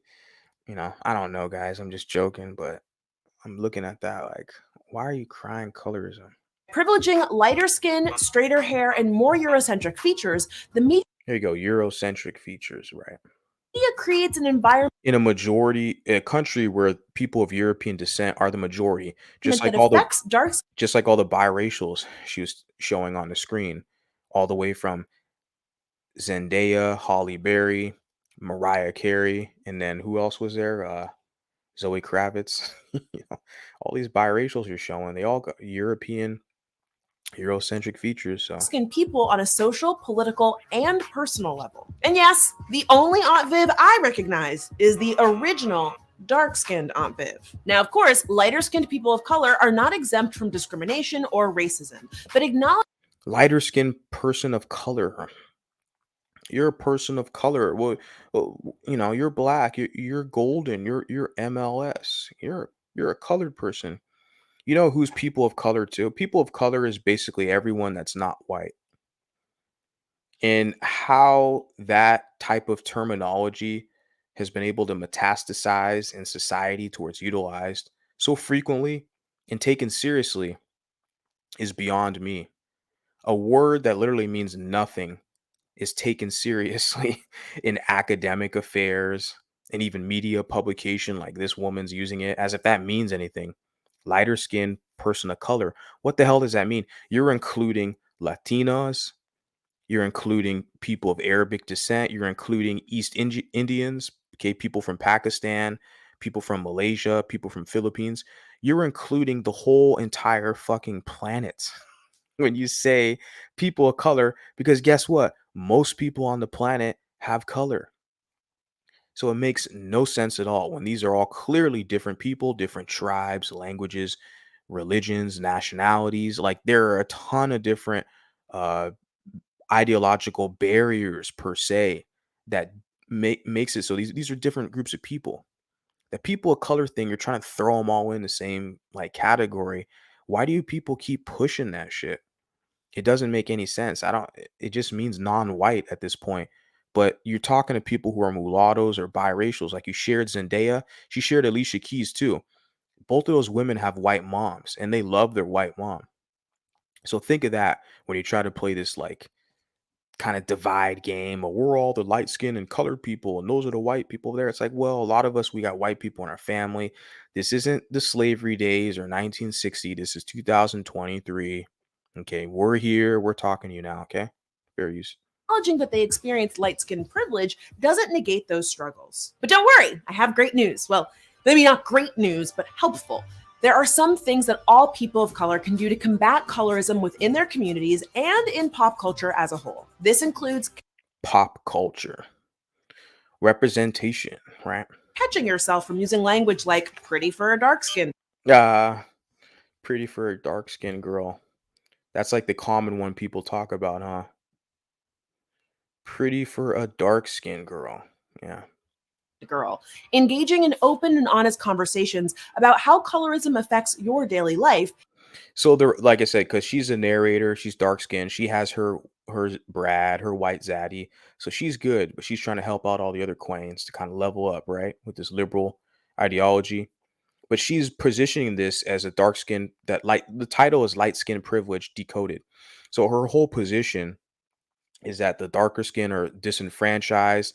They have less benefits, less access to whiteness per se, proximity to whiteness. So through communism, we have to even the playing field, right? She's not talking about how light skinned men can oftentimes get punked by darker skinned men, right? And mate guarded from lighter skinned women by darker skinned men. She's not going to talk. You wouldn't expect her to either, right? I wouldn't expect her to. But I definitely don't see the kind of balance in this discussion. It's always told through the dark skinned woman's lens, where, like I said, because they always talk about that. Pretty for a dark skinned woman. I've never told a dark skinned woman that shit. And I've been with a few dark skinned women. I've never said you're pretty for a dark skinned woman, but that's the type of phrase that I always hear pop up. That I guess a lot of people tell them that. I don't know. To me, if you're hot, you're hot. I don't care. The skin color. Like I said, I have an in-group preference. I prefer mulatto for sure, but you know, yeah. Let me continue on. I think we're about done here. And if you're light skinned, acknowledging your privilege. Because at the end, There you go, acknowledging. And she's never specified. She gave a couple sources, which I will review, like the Harvard one talking about light skin. But look, Huffington Post? It's all liberal shit. U.S. Magazine. She has 2 Huffington Post citations in Harvard. It's like, I'm gonna read the reviews, guys, the studies that she talked about here. I'm gonna be academically responsible and do that. But I mean, I doubt I'll find any substantial evidence to suggest light skins are so much privilege, like she gave the prison stat, where it's like mostly darker skin. Maybe a lot of those people that sample, they were just committing more crimes.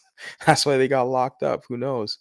It says here, that's true. I do have light skin privilege. I mean, the thing is, you're the only person they pull that shit with, right? If someone has privileges because they're darker skin for whatever reason, like a lot of the men can be perceived to be more masculine, they're darker skin, right? But they have to be in shape though. That's one thing. That is a criteria. If they have broad shoulders, they can have a belly or whatever. But usually the darker skin guys, they got to be in shape too. It's not just your dark skin. But that's how it is with all men though. When you compete, you have to be in good shape. Men have to compete. So um yeah, I don't know where I was getting at with that, but then again, I'm a man. I think of things differently than this lady is a woman. So clearly, you know, yeah.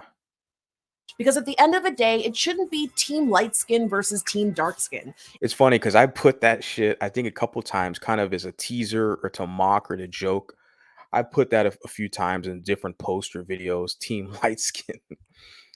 I mean, clearly I'm not on, I mean, how do I want to say this? I have in group preference. Okay. I am trying to build something that's going to last. And yeah, I guess I can just say that I've teased some moments about that. But what I found out is like, if you're dealing with that group specifically, where darker skinned people are the majority, okay, like I said, majority wins, minority loses. So they're very confident about being like pro dark skin or dark skin overall and all that stuff. That's like acceptable there. It's when you start kind of promoting the lighter skin, it's almost stigmatized amongst that group. A lot of people aren't honest about that and publicly talking about that, right? But that's definitely something I've seen. But like I said, I'm not in that group like that. I have access because it's birthright. I am a part FBA, if you want to use that type of terminology. So definitely access to that. This clip is about done. It should be team melanated people of all sizes, shapes, and then she's got a homosexual transvestite, whatever this person is. But it's funny.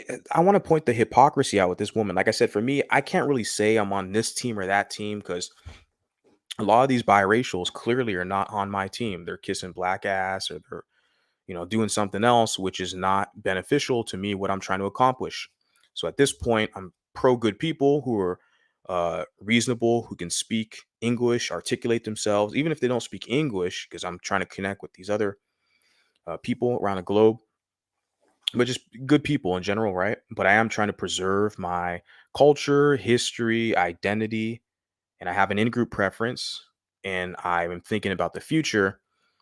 But this woman says melanated people of all sizes, shapes, and shades.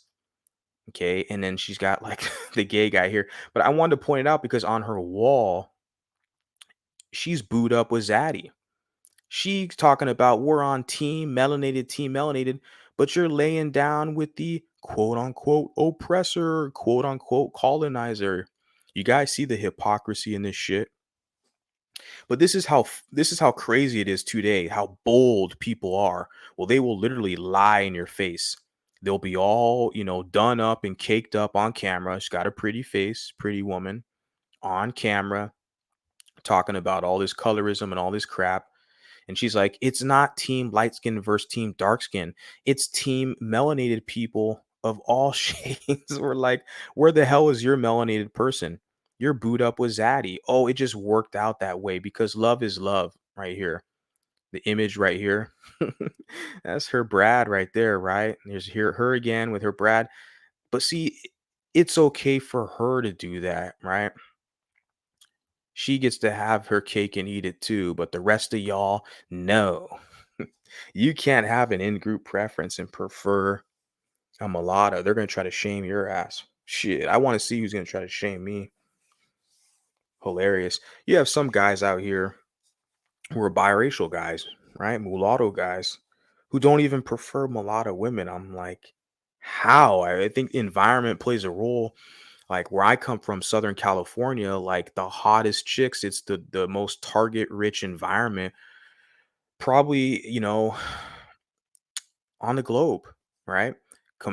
But standing next to places like South Florida, Miami, and then Brazil, then it's like, okay, yeah, there's beautiful women all over the planet. We all know that. But the high concentration in like Los Angeles, Orange County, San Diego, where I come from, I mean, women of all backgrounds, it's highly competitive, right? The motion picture, movie business, and music and arts, etc. So it's like that competition amongst the women, it brings out more beautiful, the more beautiful ones, right? I think we all kind of get that. So where I come from, it's like there's just the most beautiful mulattoes that I've seen thus far compared to other states in America. In other places I've been to, like I was impressed when I was in Amsterdam. I saw a few more impressed in Amsterdam than in England. Like I was in London, Manchester, and Birmingham. So when I was in Amsterdam, I saw a few mulattoes that definitely caught my attention, but that's definitely a majority. It's majority white in Amsterdam, so it's not as kind of multicultural as like a London city, right? But yeah, all across the planet. Let me get into some of these comments. Shout out to Ian. Ian's kicking it with me this evening, right before I end things. Says freedman is not a racial category, it's a status, just like Native American freedmen. And those enslaved by the 5 civilized tribes, Frederick Douglass was president of Freedmen's Bank. Interesting.